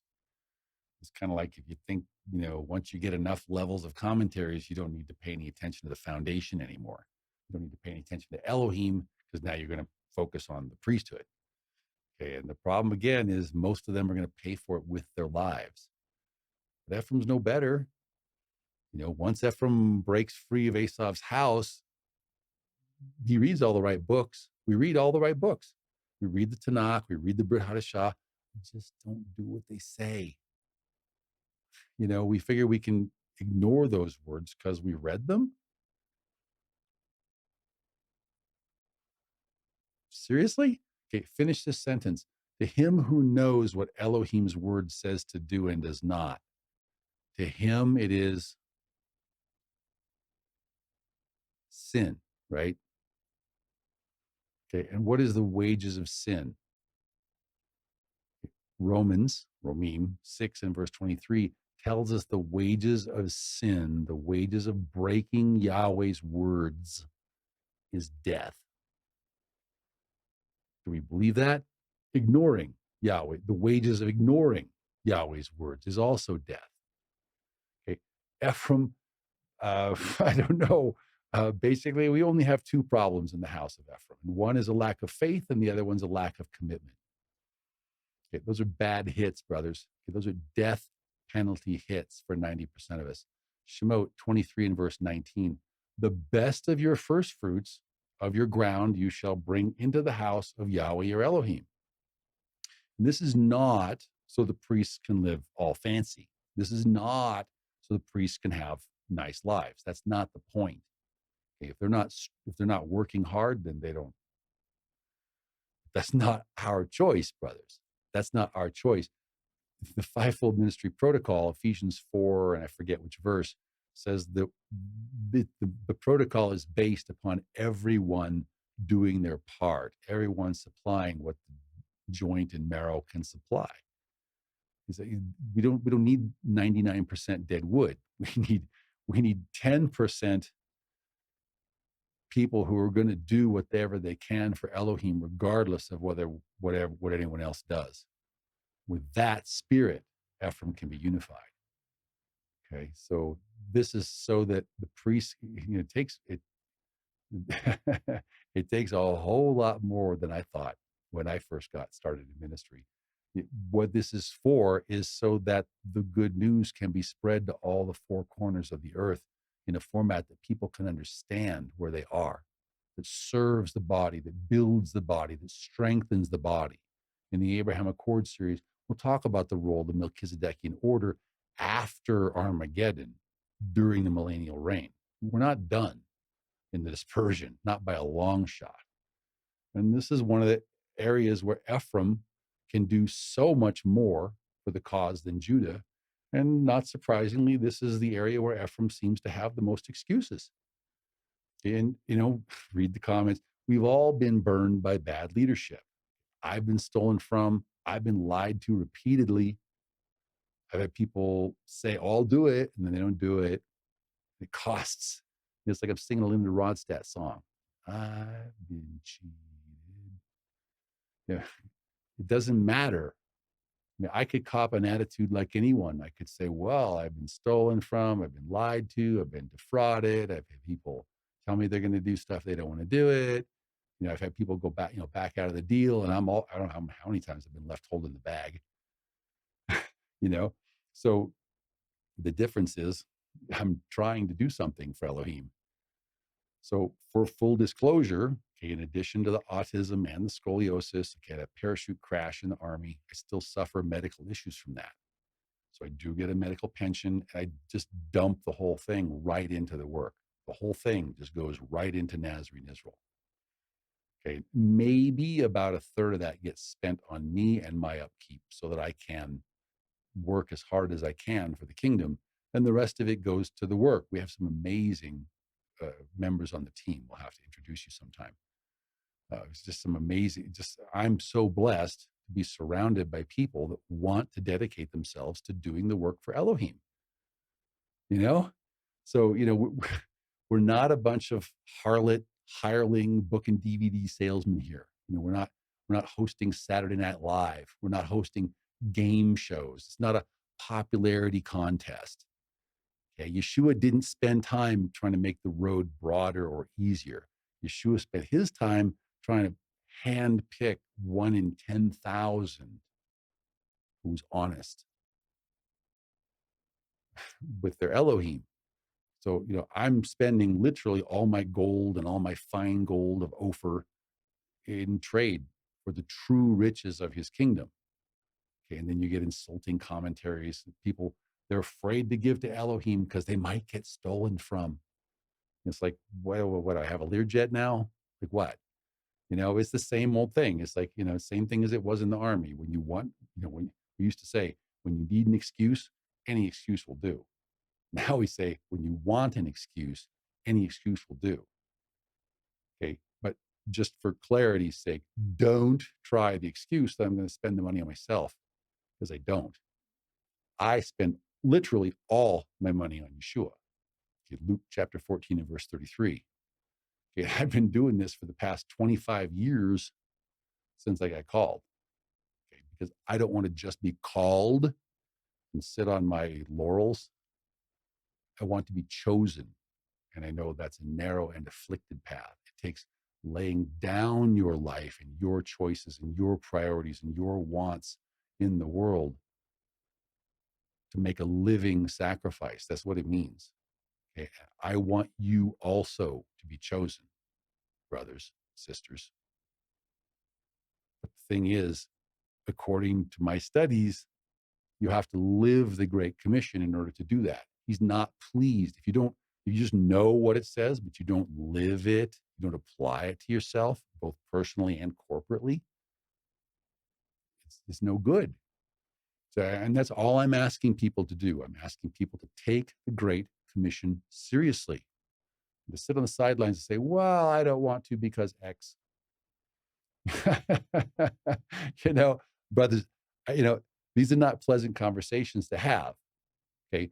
But our prayer is that we all will want to show Yahweh our faith by doing literally all that he says, by doing literally all that we can. If you love your husband, if you love your wife, if you love a family member, don't you do what you can for them to make their life better?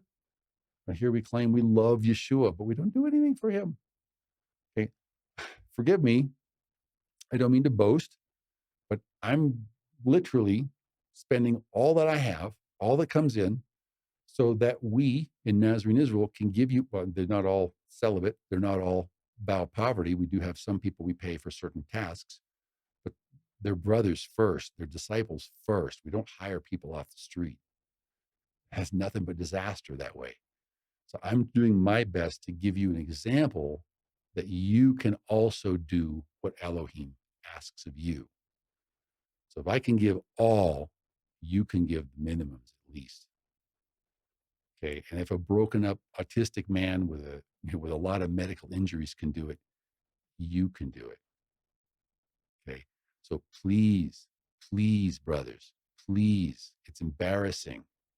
Okay, Judah's reading these comments section too, and they're getting a good idea of who's who and what's what. Okay, and they don't want Esau coming home, and I don't want Esau coming home either. That's one thing that we would agree on. Okay, so let's please stop with the Esau attitudes. Let's stop with the Esau behaviors. Please stop with the excuses. Okay, they're insulting to Yahweh Elohim. And I will not, my assistant will not either. We will not give you a pass to get out of eternal life with Elohim. Stop asking to get out of the marital contract. Stop asking to get out of the wedding. Okay. I'm not going to give you, one, I have no permission to give you. And even if I did, I'm not going to give you permission to do less than what's best for you. Okay. And just smack, Ephraim, wake up. There is no way to slide one over, to slide one past Elohim.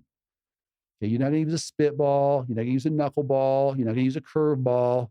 You're not going to get strikes on him. Okay. And what's worse, I mean, you want to talk about dumb.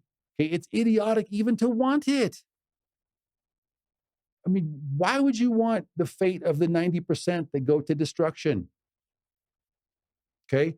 What Elohim is asking us to do is to stop making excuses and start doing what he asks, showing fruits, bearing fruits worthy of repentance, not lip service worthy of repentance, fruits. Brothers, why is this so hard? Why is there such a lack of faith in the house of Ephraim? Sorry if I haven't been motivational enough before. I'm an autistic man. I'm working on things. But are we wanting to help our king get his due kingdom? He gives us the mina of our lives and says to build his kingdom for him, to do business until he comes. Okay? I mean, what we get from the house of Ephraim is the real reason they don't want to help is because they think there's nothing in it for them. Okay. Let me get this straight. Okay.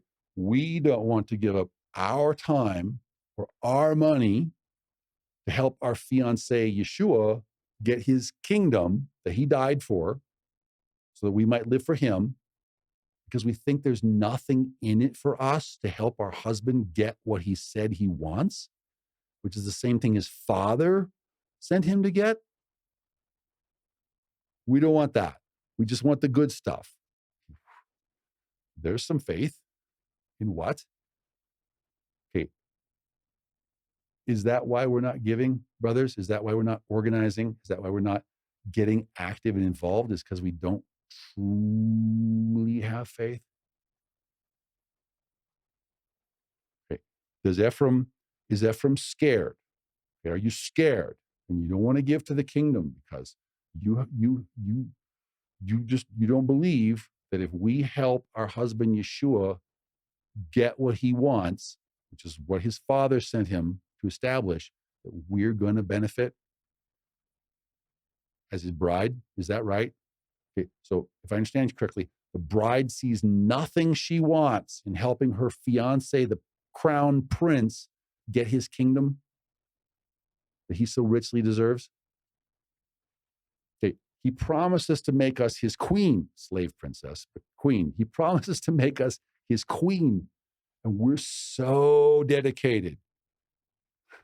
We're so devout that we can't see any benefit in helping our own fiance get his kingdom. That's what it seems like. Well, how do we say this in tact, brothers? How do we say this in love? Would you want, if you were Yahweh, would you want your son to marry you? Or would you prefer that your son marry someone like Shaliach Shaul or Yaakov or Kepha, who literally gave their lives in dedication and service? Okay, this isn't really brain surgery, brothers. This is basic loyalty level stuff. And it might not sound nice, but if we don't have loyalty to Elohim, if we don't manifest loyal fruits that speak of faith, okay, yeah. To speak the truth in love, it's like people are headed for the trash heap. It's like people just can't wait. They're itching to get to the lukewarm vomitorium. Okay? And why? Is because they know what Elohim wants. We have Bibles now. Okay? We couldn't read the Bible back in Esau's day. Okay? Back when we were in Esau's house. Now we have Bibles. What's happened, brothers? We gotten late. Sabbath and feast. That's enough. That's the good stuff. We don't want to give back to Elohim. It's not worth it if you want something back.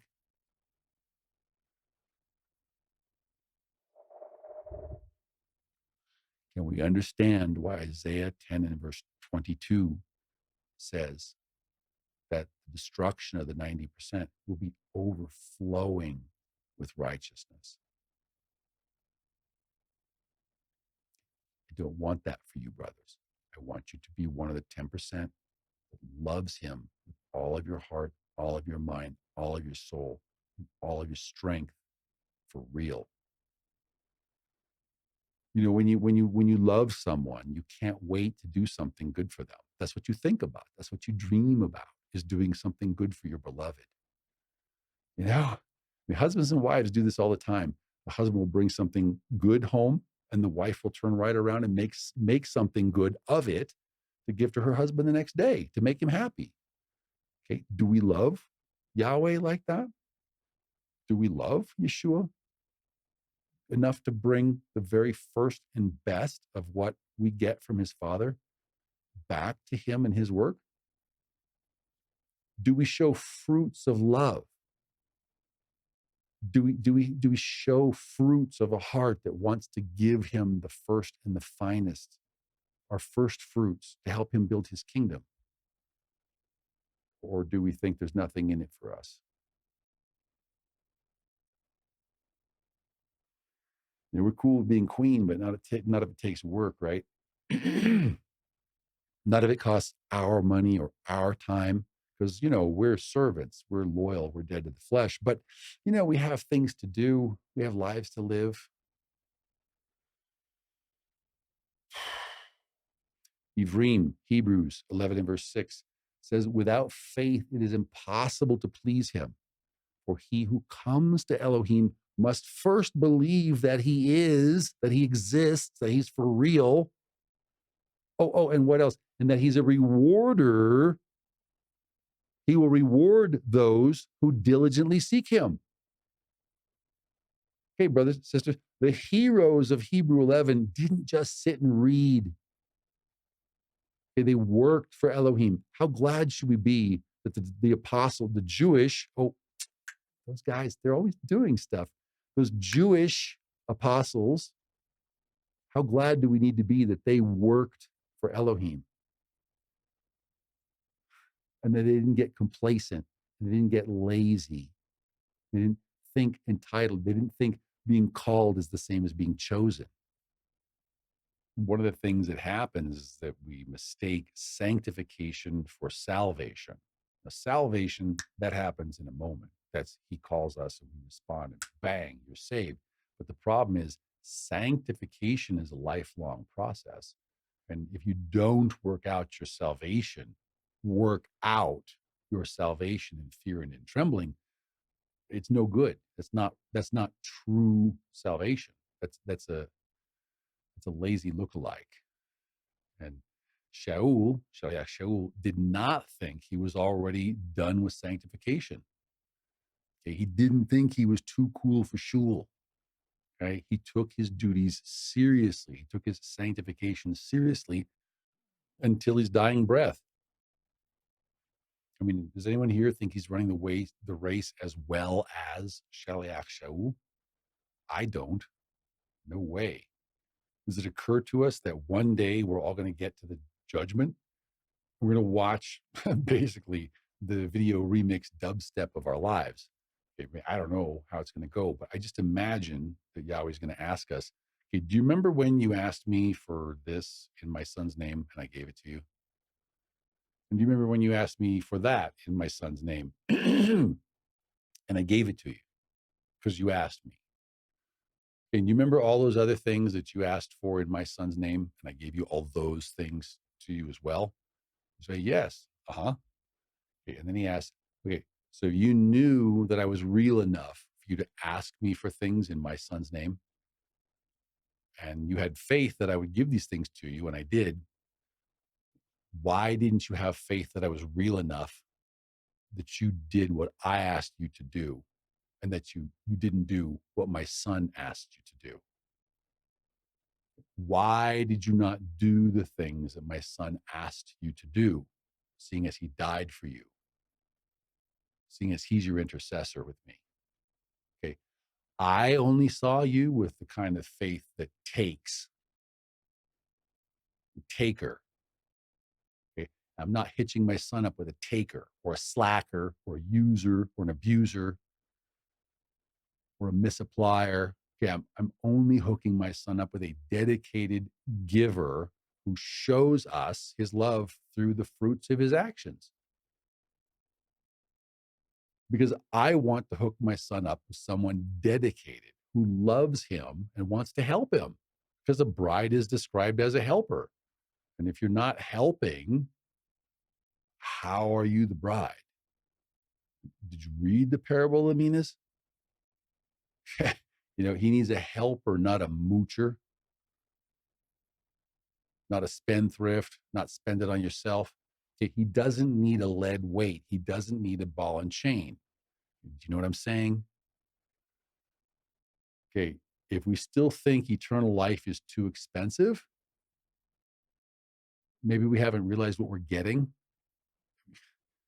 You're gonna. Here's the most important part. Okay, Shemot 23 and verse 20. Okay, behold, I send a messenger before you to guard you on the way and to bring you to the place that I have prepared. Pay careful, Brother Judah, are you listening? Pay careful attention to him. And Ephraim, are you listening? And obey his voice. Oh, who could we be talking about here? Who was the messenger that was sent ahead of us? Verse 21, do not rebel against him, for he will not pardon your transgression. Why? Because my name is in him. Let's see. Who could it be? Let's see. The name Yeshua means Yahweh saves, or the salvation of Yahweh. Let's see. If Yahweh's and Yahweh's name is in him, who could that be? You suppose it's the same as that guy that came at the end of the Second Temple period? That man that just happens to fulfill Daniel 9 and verse 25 and 26? Verse 22, but if you carefully obey his voice and you're careful to do all that I say, so his voice, but Yahweh is speaking, hello, knock, knock, Levi, then I will be an enemy to your enemies and an adversary to your adversaries. All you have to do is hand over the steering wheel and the keys. If Yahweh is your co-pilot, switch seats, right? Let's see who Yahweh's voice is in him, and Yahweh's words, Yahweh's, who could it be?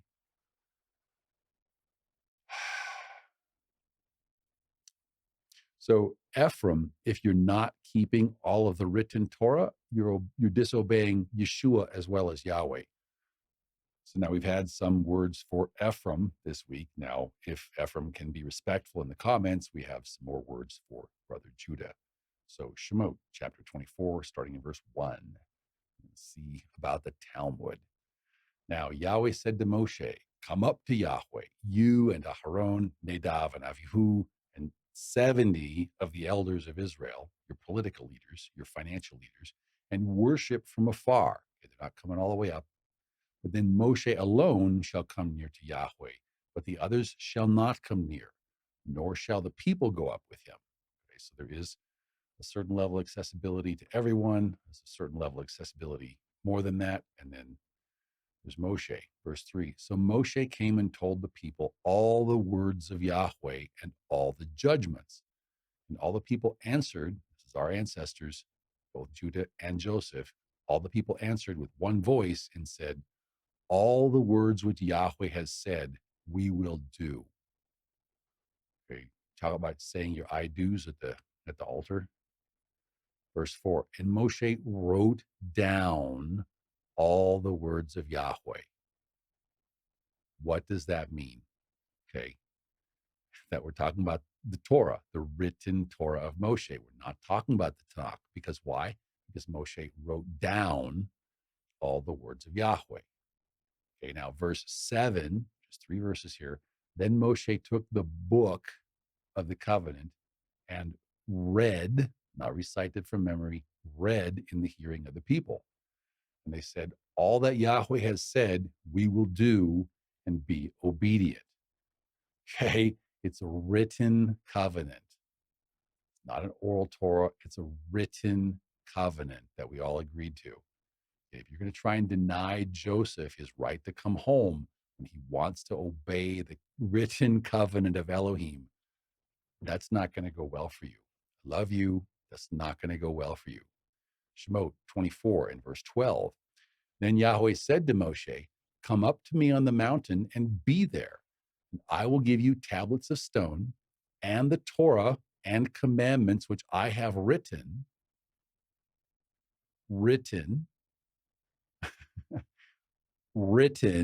that you may teach them. Hello, earth to Levi, come in, Levi. Okay. Moshe was not to make up his own teachings. Okay. Moshe was supposed to teach the words that Yahweh gave him to teach, not to replace it with man-made Talmud, and not to make up oral Torah stories that are contrary to the written Torah. Shemot 24, verse 17. The sight of the glory of Yahweh was like a consuming fire on the top of the mountain in the eyes of the children of Israel, all 12 tribes, both houses. Verse 18. So Moshe went into the midst of the cloud and went up into the mountain. And Moshe was on the mountain 40 days and 40 nights. Okay, so this is where they get the concept of a so-called, quote unquote, oral Torah. Because they say, well, what? You talk about nothing for 40 days and 40 nights, right? Okay, so this is the rabbi's excuse for replacing what Yahweh said and was written down, the covenant that was written, with what they want to make up. Okay, now, the thing we need to know here, anytime something was important, like a covenant, Moshe wrote it down. Okay, and we know that the so-called oral Torah it can't be genuine. It's fake. Because why? Because it conflicts with the written Torah everywhere. It says Joseph no longer even exists. Okay, you're going to have a hard time convincing Joseph that that's anything more than a replacement theology lie. We'll talk about it in our series for the Prime Minister and the Knesset and the Sanhedrin. And I hate to do this, but we're going to basically skip the Haftarah prophetic portion and the Brit Hadashah portion this week, because that's all the time we have. But we will touch on Lamentations chapter 5. And then, Father willing, hopefully, we can get back to some more balanced parashiot commentary next week. So please pray for Ephraim to take the low place, to realize we're created beings, all of us. And what we're created for is not to do our own will, but we're created for obedience. We're created to lay down our own will. We're created to lay down our excuses in the world. We're created to lay down our request for a pass to get out of the wedding covenant. Do you have any idea how crazy that sounds? Like the vast bulk of Ephraim is just like clamoring to get out of the marital covenant. Oh, but they're still the bride. Okay. Come on, brothers. Come on. We're a peculiar people. We're not supposed to be that peculiar. Okay. If we forget how to obey, what use are we to him? If the salt has lost its savor, it's good for nothing but to be thrown out and trampled by men. Okay. If we're not even willing to do the minimums for the marital covenant, we're not even willing to be a minimum acceptable bride. What makes us think we're going to get married? What makes us think we're going to get chosen? We know we're called. The question is, are we going to be one of the 10% who decides, I better take this thing seriously if I want to live and is chosen? Or if we're going to be one of the 90% that says, no matter, he doesn't mean it. Brothers, he will give us that kind of a spirit if we don't value him and treasure him and do all that we can for him. Then we're headed for the outer darkness where there will be much weeping and much gnashing of teeth. And I say these things to you not because I want to be mean to you. This is not pleasant things. I don't enjoy this. Okay, I say these things to you because I love you and I care about you and I want you to succeed. I want you to make it. Okay. And what that means is we all need to make standards. Okay. Because as we said before, that's what Asaph does is he relaxes or replaces Elohim's standards. We'll see how Asaph relates to the core of the mystery Babylonian system when we get to the Abraham Accords series, probably also the four horses, or the four horses. What I want to say to you is, brothers and sisters, if you are sacrificing, laying down your life for him, then how pleasing is that to him? But how much more pleasing would it be if we all worked together according to the requirements in Scripture?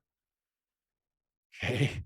And if you're not sacrificing to him, if you're one of the 99% that doesn't care about his standards, then how are you pleasing to him? How are you more than lukewarm? Okay. If you're not enduring hardship as a good soldier of Yeshua Messiah, walking a narrow and afflicted path, how do you know you are saved? How do you know you have a reward coming? Because the Bible says you do not. To be saved, in the end, we have to bear fruits worthy of repentance. So do we get to believe whatever we want? Or do we need to obey Elohim in his words and put our trust and faith in him? Because if we're just going to believe whatever we want, then what's the difference between us and the Talmudists? What's the difference between us and Asaph? Brothers, our goal is to be only 10. Well, we'll talk about that in another series. I ask you, please, to pray, everyone. And I ask you, please, to ask Elohim to help you, us all make a commitment to him, that he might want to choose us as his bride, that we not mistake being called for already being chosen when our fruits are rotten, spoiled, nasty, or nothing. Beloved, this is our last chance for romance with the King's Son. Okay, these are the last days before the threshing is coming. Rightio, this is the time to be one of the 5 wise virgins who's faithful, who's busily preparing oil for her lamp. Okay, because if Mashiach tarries, and you know he's going to tarry big time, cover that in the Revelation study, we're going to need that oil for our lamps, brothers. Hard times are coming. Levi is not impressed. Judah is not impressed. We need to separate ourselves from the non-Torah keeping masses. We need to set ourselves apart from the non-Torah Torah claiming but non-Torah doing Messianic and Ephraimite movements. If you need to, close your eyes and pray with me for all you're worth, like I do each day. Dear Father Yahweh, thank you for sending your son to take my death penalty for disobedience, all of our death penalties for disobedience, to bring the house of Joseph back to your covenant. Please do not let us be part of the 90% of Isaiah 10:22 who will continue to disobey the fullness of your marital covenant, even though they know what you say, even though they know what your son said. Please help us to discipline ourselves, to be good brides and wise virgins, using every moment to refine ourselves to become pleasing to our husband, so that we are found to be spotless and without blemish in the coming day of judgment. That's the day when Elohim is going to decide who is the 10%, who is the tithe that he's going to keep for his son, who's the voluntary tithe, and what's the 90%? What's the chaff?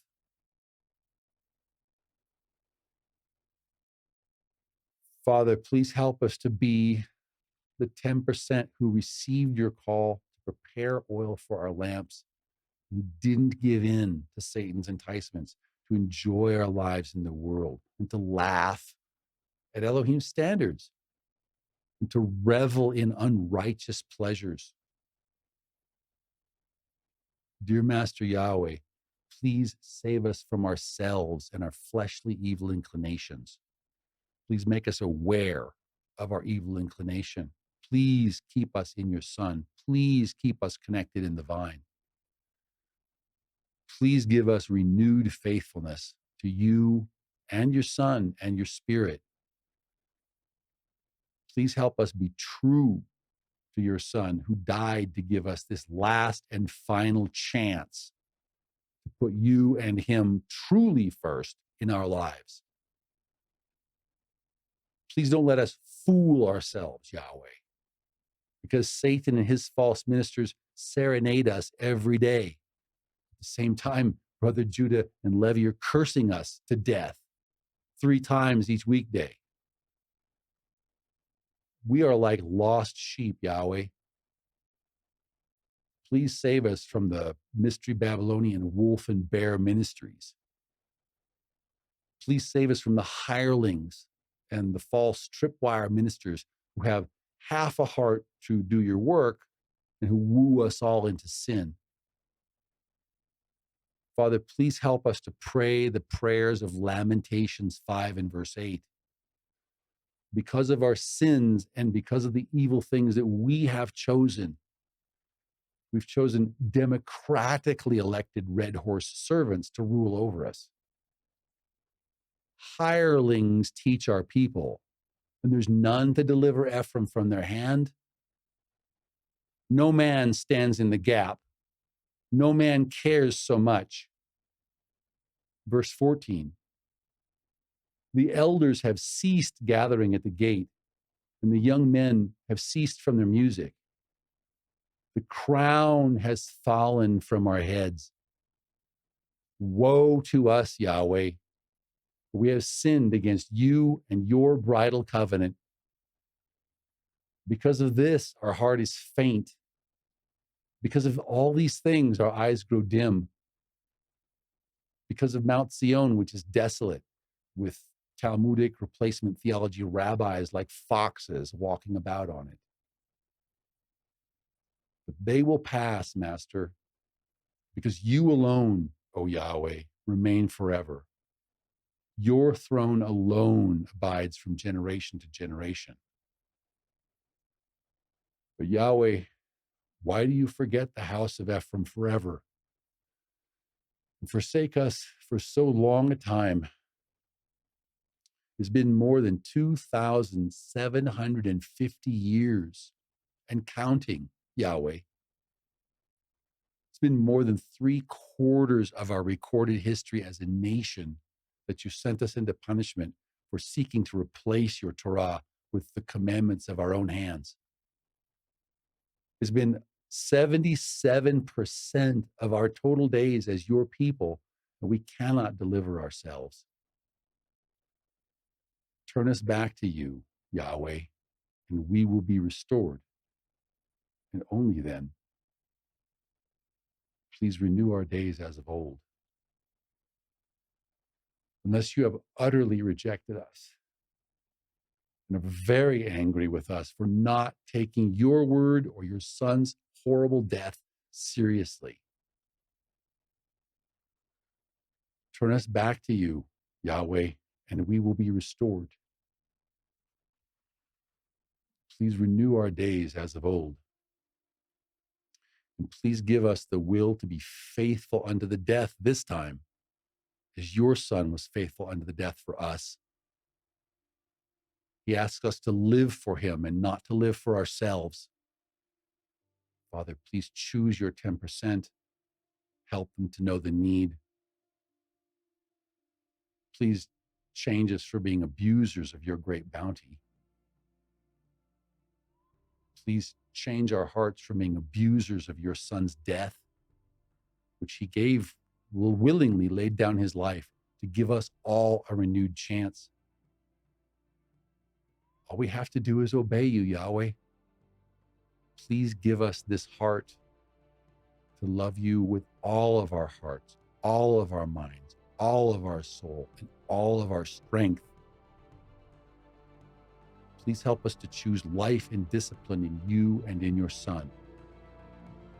In Yeshua's name, amen.